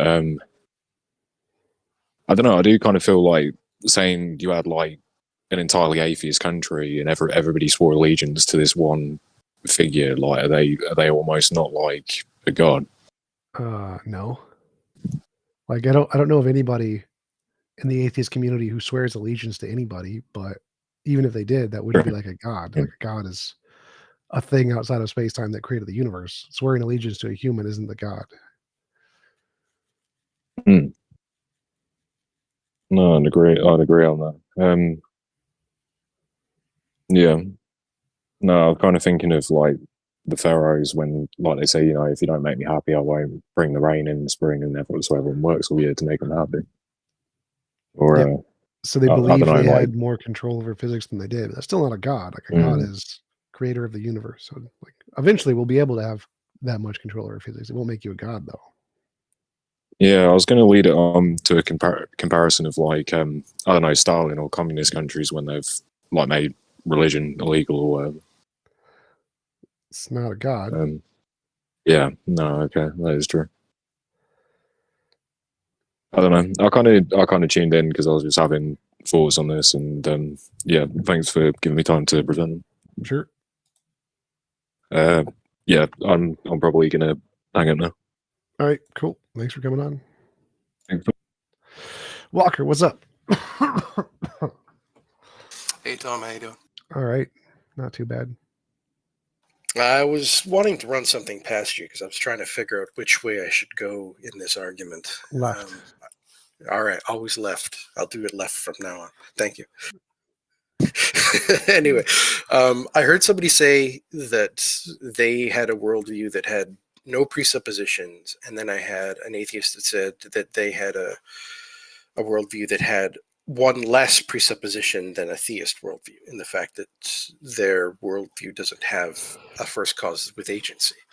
So I'm trying to figure out how to walk my way through this, because as far as I can tell, if you're starting with the laws of thought, this is, for example, where I think we get the concept of logic from, the idea of self and not self and that sort of thing. Like, we're starting right from the very beginning, thinking in logic.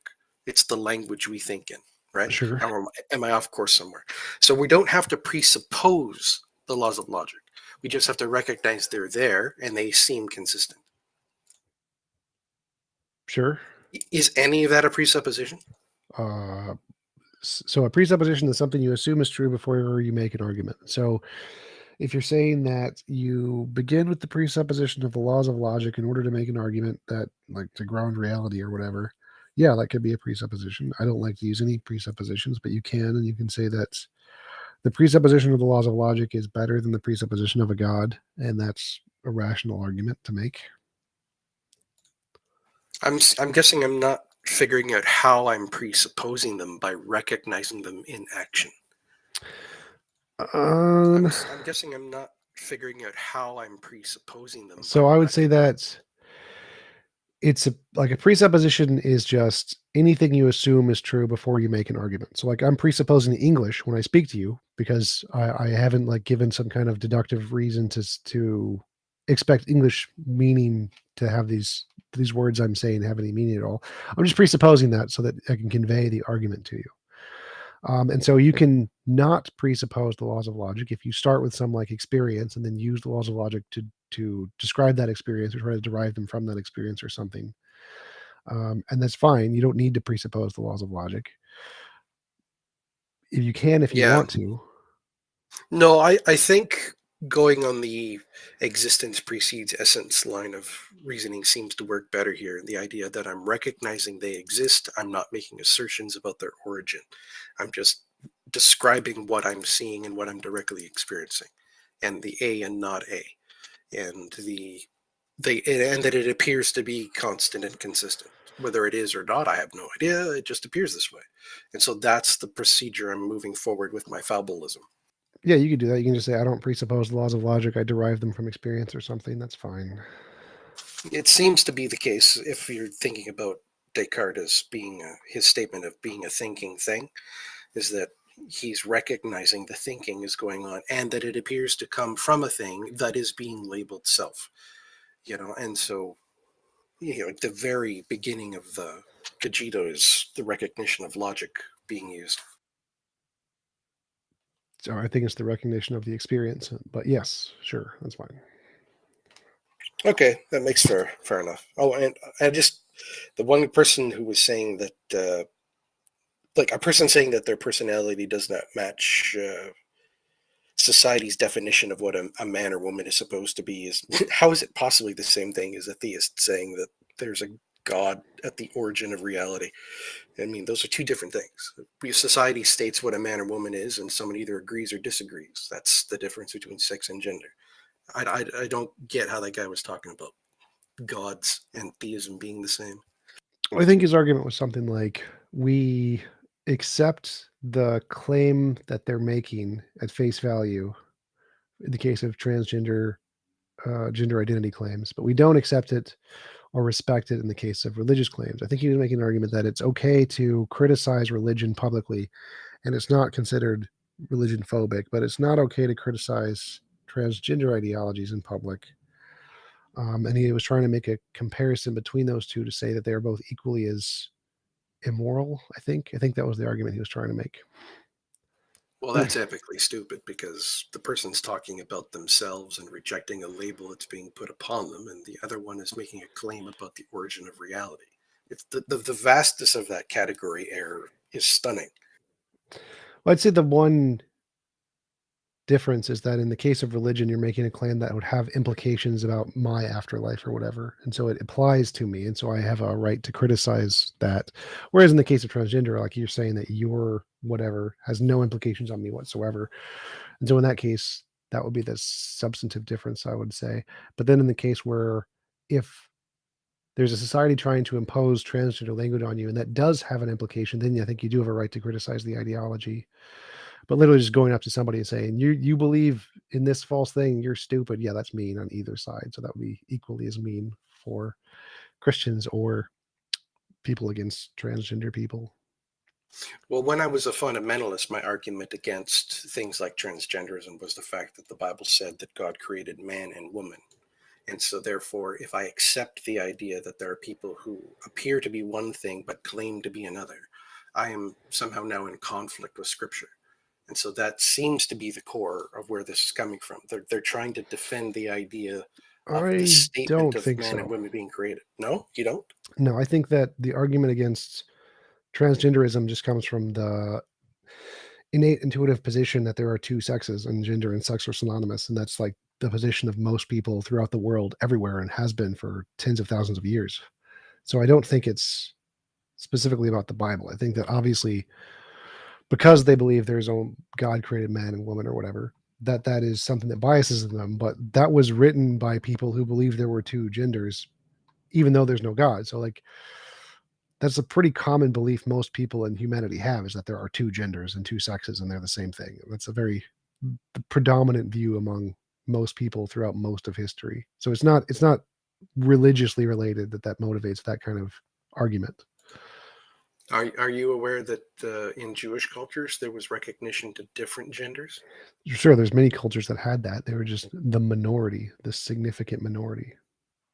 Is it possible to claim that Jewish culture is a minority position just because of their size and not because of the impact of those ideas have translated further into history?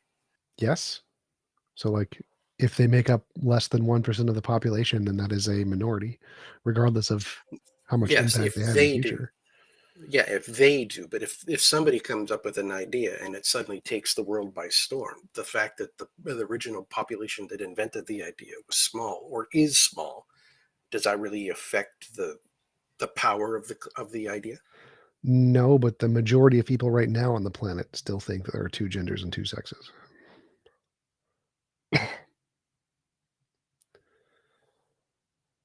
Fair enough. It's I got it. a very minority position in the West that disagrees with that, and the West is not the majority of people on the planet. That's for sure. Like I remember Matt Walsh, the guy who the "What Is a Woman" guy, just started going to different countries and started asking them, "What is a woman?"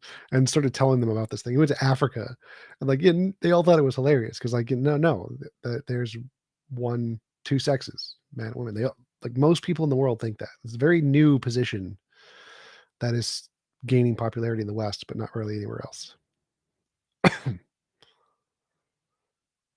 I think some part of me sees it as a revival of other ideas, or a reclamation, perhaps. Books exist to show man's ideas are not so new, but it doesn't make a difference. It's always been the minority. All right, fair enough. All right. Snowy, another question? Snowy, the other I'm question? back. What's up? What's your Yeah. question? Huh? Oh. Yeah. So Words. you would what? Words. Give me words. Yeah, words. Yeah, words. So you would say that like anything that okay. So what would you describe as like being moral? Voluntary assistance of will. Okay.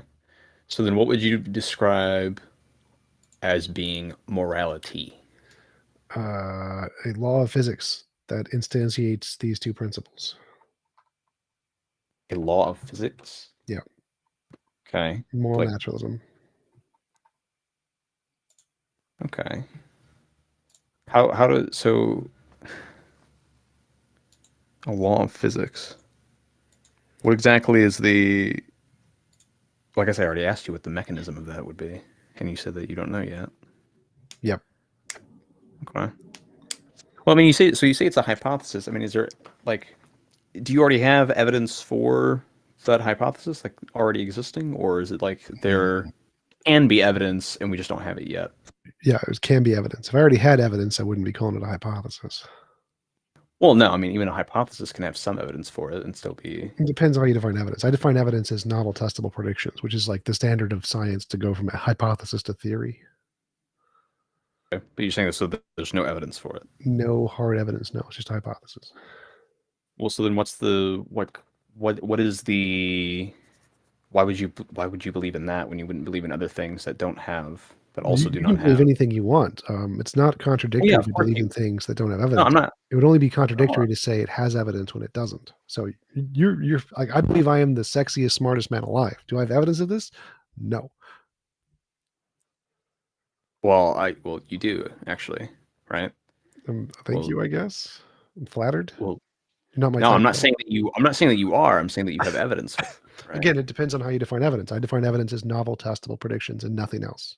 So I Well, don't right, care you about- have. Well, yeah, you have novel testable. Like you have the ability to test whether or not you are the smartest, sexiest man alive, right? So novel not- testable predictions is predicting something we don't know yet about reality and getting it right consistently.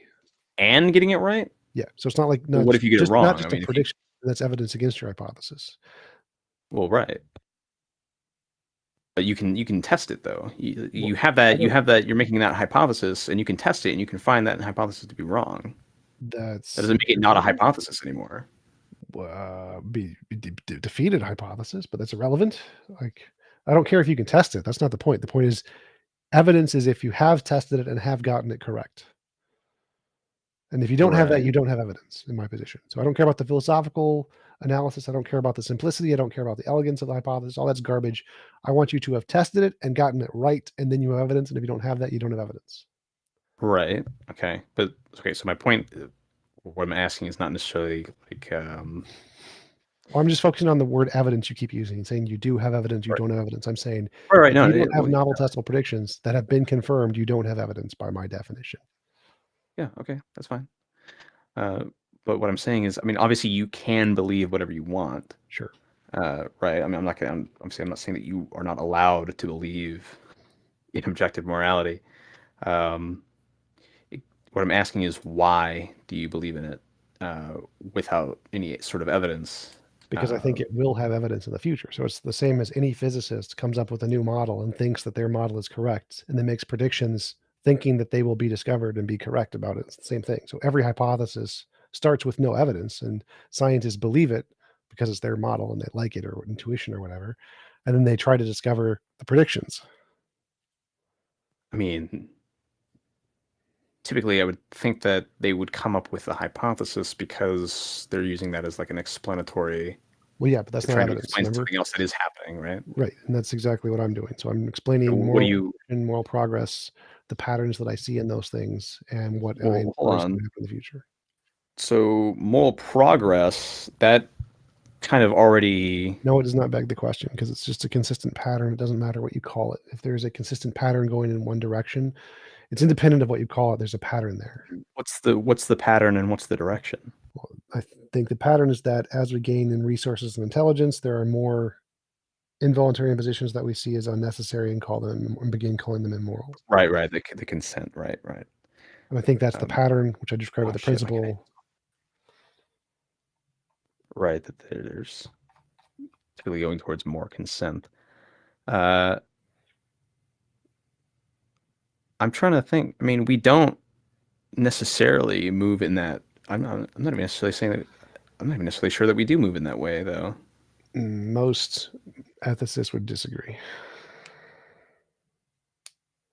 I mean, isn't there like I mean, we generally find that living like society. Yes, we find that in every society. So like women's rights, LGBTQ rights, Indian slavery, workers' rights, child labor laws. It all has the consistency of giving people more freedoms and more individual choices of expressions of their will to the most extent possible up until the point where doing so has some greater consequence of imposition of will. And that's the pattern that we seem to see in pretty much every society, even Saudi Arabia allowing women to drive like a few years ago. Yeah. But we don't necessarily allow people to exit society. What? Right. Sure we do. You don't What allow. are you talking about? How so? You can go off and just build a house in the woods. No one cares. No one's going to stop you. I don't think that that's true. You literally can do that. Lots of people do that all the time.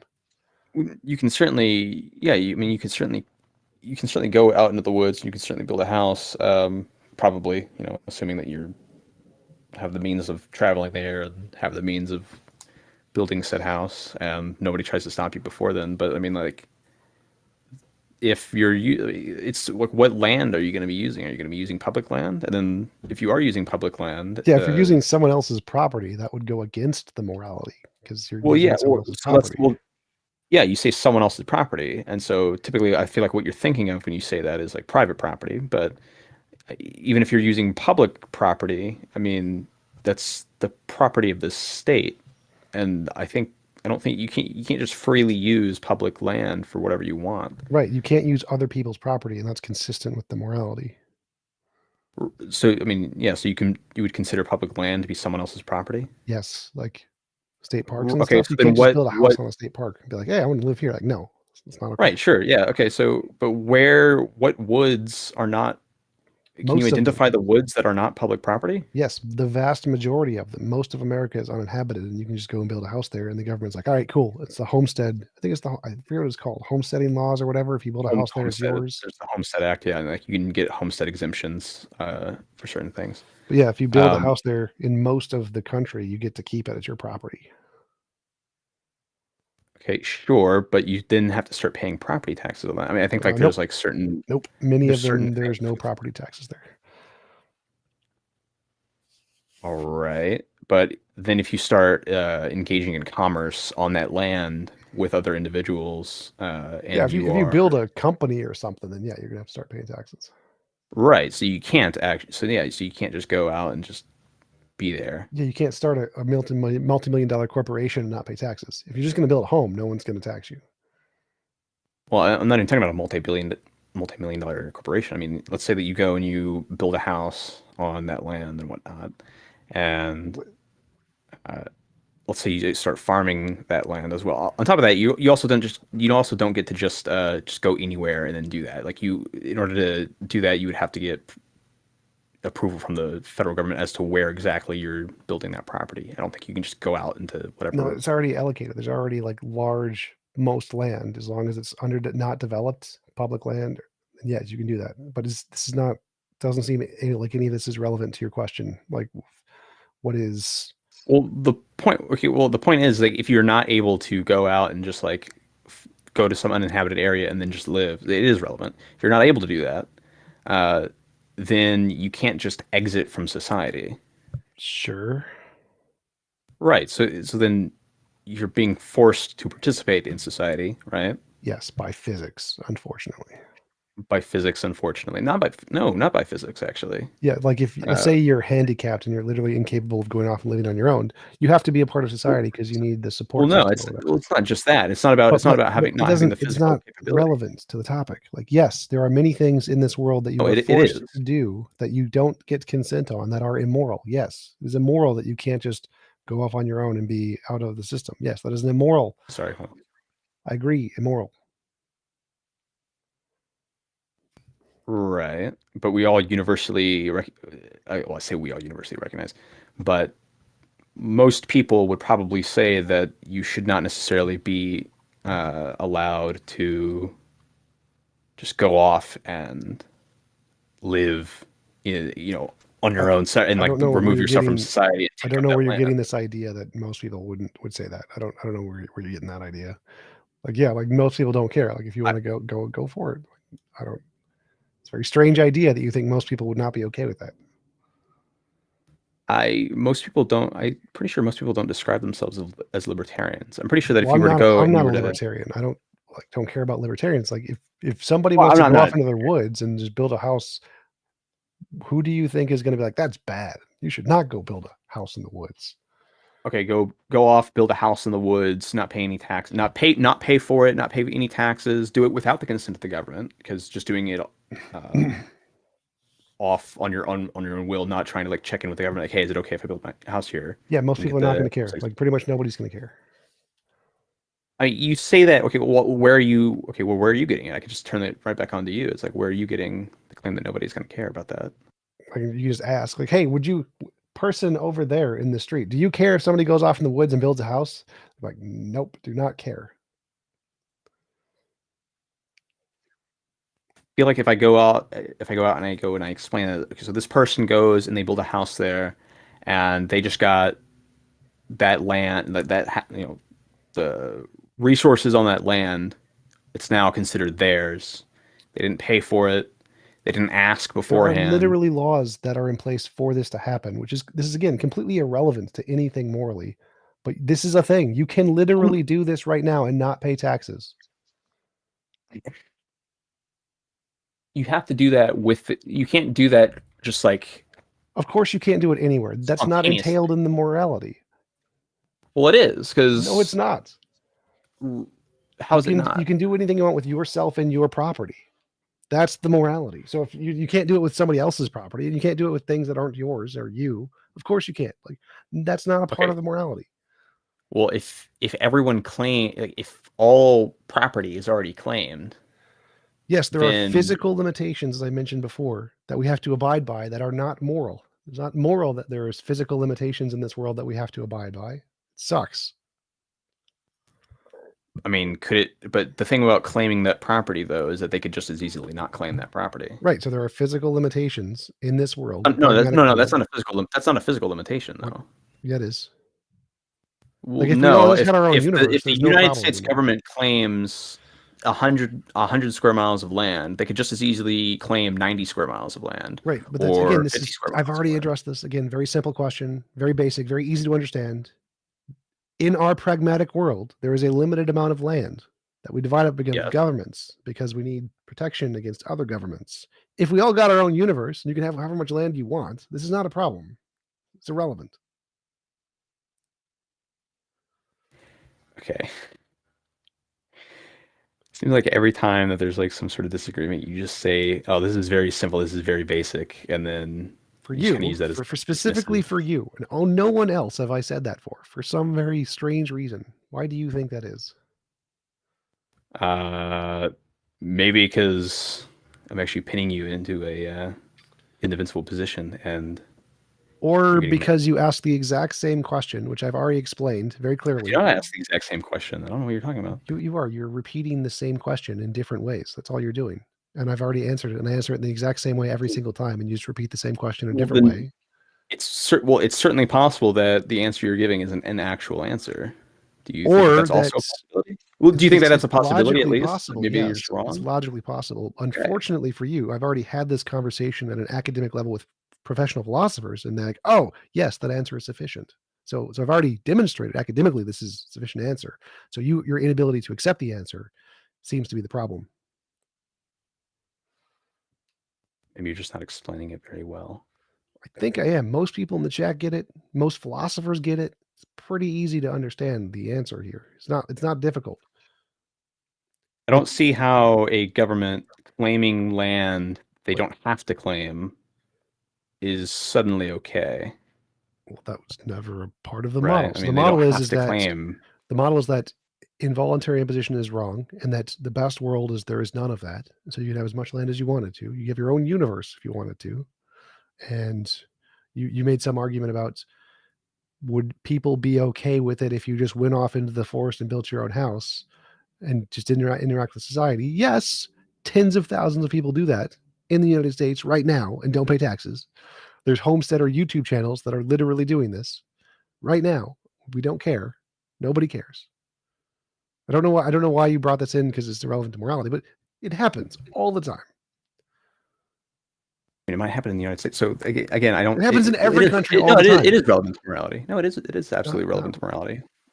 How's it not? I mean, like, if the whole thing about what you describe as Because there's a morality is pragmatic consent. limitations of this world, and there's the objective moral best of all possible worlds, and those are not the same thing. There are physical limitations in this world that prevent us from being in the best of all possible world that's perfect from everyone. But when I'm talking about objective morality, what's a perfect moral world, I'm talking about Right. the I'm not best of talking all about the possible physical worlds. limitations, though. You literally What I'm are. saying is that even within the realm of the physical limitations that we have, there are things that are occurring that Okay, well, that's the problem. Stop talking about the physical world and our limitations. Talk about the best of all possible world, given all logical possibilities. I'm saying even within the physical realm, there are things that we could not be doing. There are things that we either could be doing care. or could Okay, talk about the doing. best of all possible worlds. World where everybody gets their own universe. Okay, now put your problem into that scenario and see how it works. What the best of all put the problem in the best of all possible, but we don't live in the best of all possible worlds. Right, and I don't care because I'm talking about objective morality that is based on the best of all possible worlds. So our pragmatic limitations are just not relevant to objective morality. How are they not? Because objective morality, as I'm defining it, is morality in the best of all possible worlds, the perfect, morally perfect world, which isn't this. You define morality as being like some sort of law of physics. Yes. Right. We live in the physical universe. Which is if not there's not perfectly another moral. What? Which is not perfectly moral. There's lots of immoral things that happen here, right?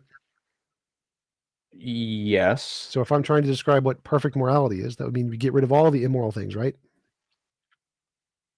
I don't. So the way that I view morality, I don't view.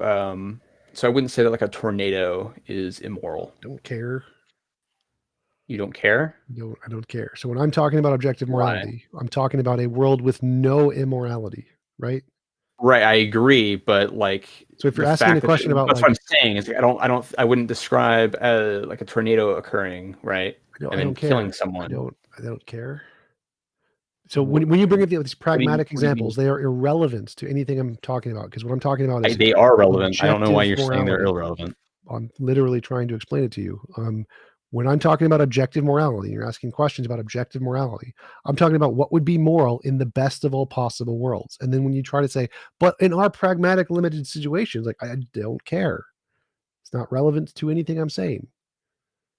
I can tell you what would be I can translate this current pragmatic situation into the best of all possible worlds. I can tell you how to get from our pragmatic limitations to the best of all possible worlds. So someone wants to go build a house, give them their own universe. They can go build their own house and be alone. No taxes. Perfect. Okay, Great. That's the moral if you're situation. saying that morality is a product of physics in the physical realm, you would have to then say that were the universe physically different, then in order to get to the best possible world, the entire universe would have to be physically different. Sure. And like, in order to get to the best the quote, what you would describe as the best possible world, like physics itself would have to be different. And okay, but if physics itself has to be different in order for your best possible world to be, and morality is a product of physics, then your objective morality would be a product of the physics of that universe. It would not be a product of the physics of our universe, though. What? No, I don't think you understand.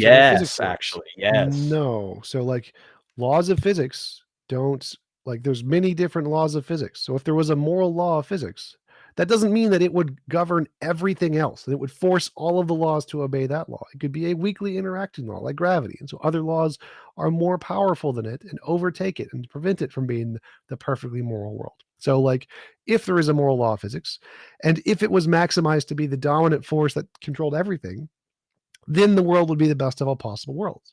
If it's just another force, and there are other forces that prevent it from taking hold, then there would be no problem with understanding how we are in a law of physics governed universes, and morality is a law of physics, but it's not the governing law of physics that controls everything. It's not very hard to understand again. You seem to be under the impression that if morality is a law of physics, then it would just make everything perfectly moral in the universe. And if it was the most powerful law of physics, sure, it would. But well, no, and that's not really what I'm saying. What I'm saying is that so if the law, so if morality is a law of physics, and in order for the best version of morality to exist, other laws of physics would have to change. Well, already you're saying that the laws of physics could be something else, but they're not. Sure. So then, That's, could we already know that. morality, like, could objective morality, if it's Sure. a law of physics, Sure, if be there something is, else? if morality is instantiated with an object like a platonic object or a law of physics or a god, then yes, that thing could be different, which would instantiate a different morality. Well, so hold on. If you can have different moralities, how can you pick one specific one as being the Reality. objective one? So if there is an object that is the moral object in reality, then it is objectively the thing that governs objective morality. If there was a different object, then yes, there would be a different objective grounds of morality. Sure. Right. So then two different universes could have two different laws of morality. Yeah. It's logically possible. Sure. Okay. So then what's the law of morality for our universe specifically? That's kind of what I'm getting at here. The one that I think describes the patterns in moral intuition and moral progress. So what would a universe that has a different law of morality look like? Like, how would that even, what would change suddenly? Beings would have a different pattern in moral intuition and moral progress. So if we were to copy every other physical aspect of our universe and we were to only change morality, then even though you and I have the exact same answer as brain before. patterns. Exact same answer as before. What was the exact same answer as before? If all of the other laws of physics were the same, but we changed the moral law of physics, we'd have different patterns in moral intuition and moral progress. Okay, so again, so let me just real quick. If we were to copy our universe, atom for atom, and we were to then change the law of morality to something else, you and I are atom for atom the exact same. What changes? Exact like what same answer as before. Okay, yeah. Can you give me an example? Yes, we would change our moral intuition and moral progress. So we'd see different kinds of moral inclinations among societies and how they change over time, because this law would affect those things, affect how our brains develop moral intuitions over time. So our beliefs would what's the mechanism? Like, what is the mechanism? I don't know. I is don't care. Occurring there? I don't know. I don't care. That's the thing. If you can't, I mean, can you not even like imagine what if okay? It literally doesn't make a difference. It's irrelevant. It's just a waste of time gibberish. I think it is relevant, though. I mean, that's kind of the. What is it relevant to? Magical pixies. It's governed by magical pixies. By magical pixies. Yep. There you go. I've given you a mechanism now. And if it exists, then it's objective morality. It doesn't matter if it's magical pixies or leprechauns or a law of physics or a platonic object. It makes no difference. Literally irrelevant.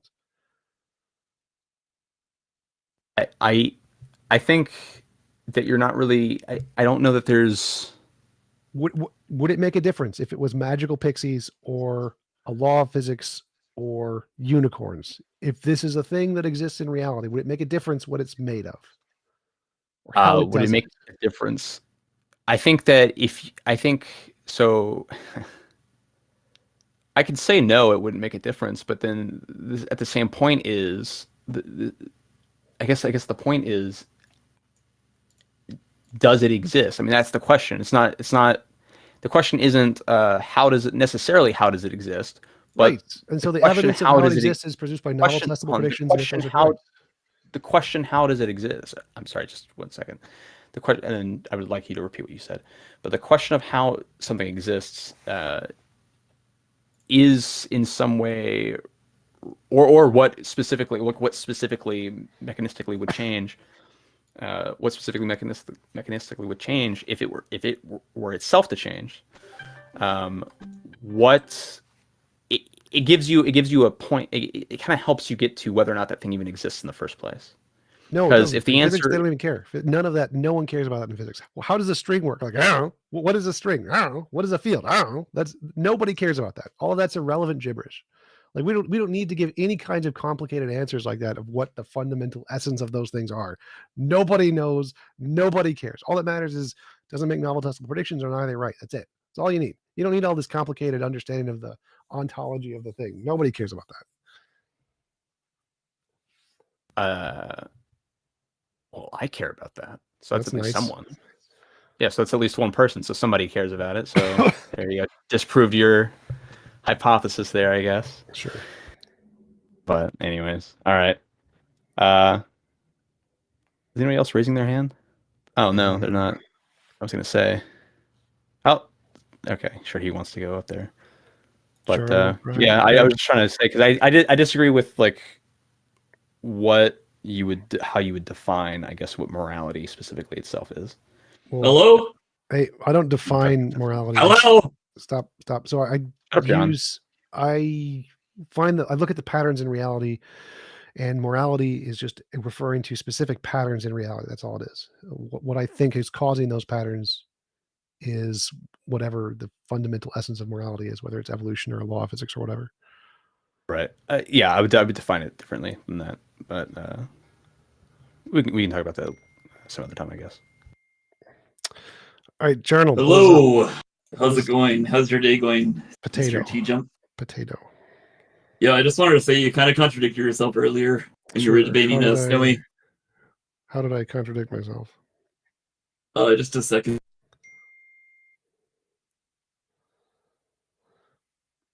Okay. That was a strong contradiction there.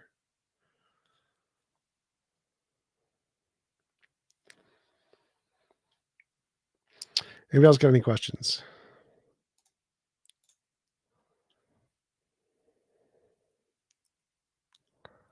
Would talking to Snowy and discussing the philosophical concept of existence preceding essence not have helped in that regard, to have him understand that critiquing the essence of something matters not to its existence?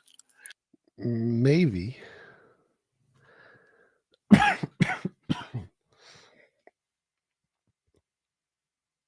I don't know. I've just never heard somebody try to rephrase something so many times and get it wrong over and over again. Yeah. I am uncomfortably familiar with that happening.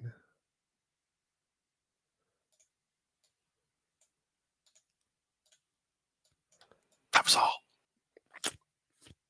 Right. Unless you want to ask me a question. Ask me a question and I'll answer you, and then we'll go back and forth. What is your bank routing number and social security number and money? 4. 1. Got it. Anybody else have any questions?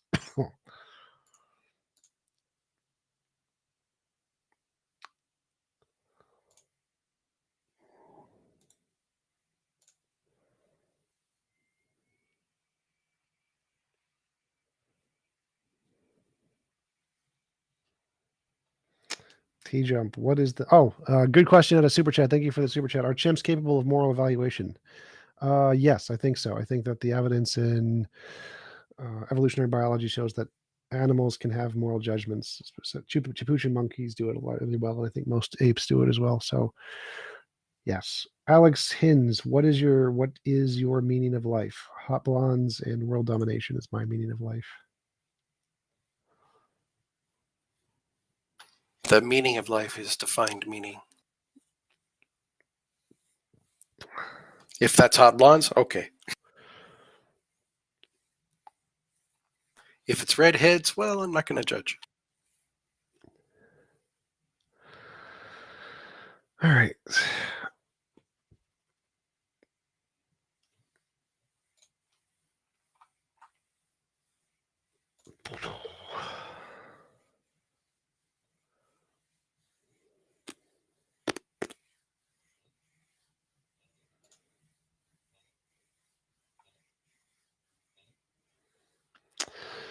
All right. If nobody's got any more questions, I'm probably going to close it out. Thanks, guys, for coming. Appreciate it. And talk to you guys later. Peace out. Later.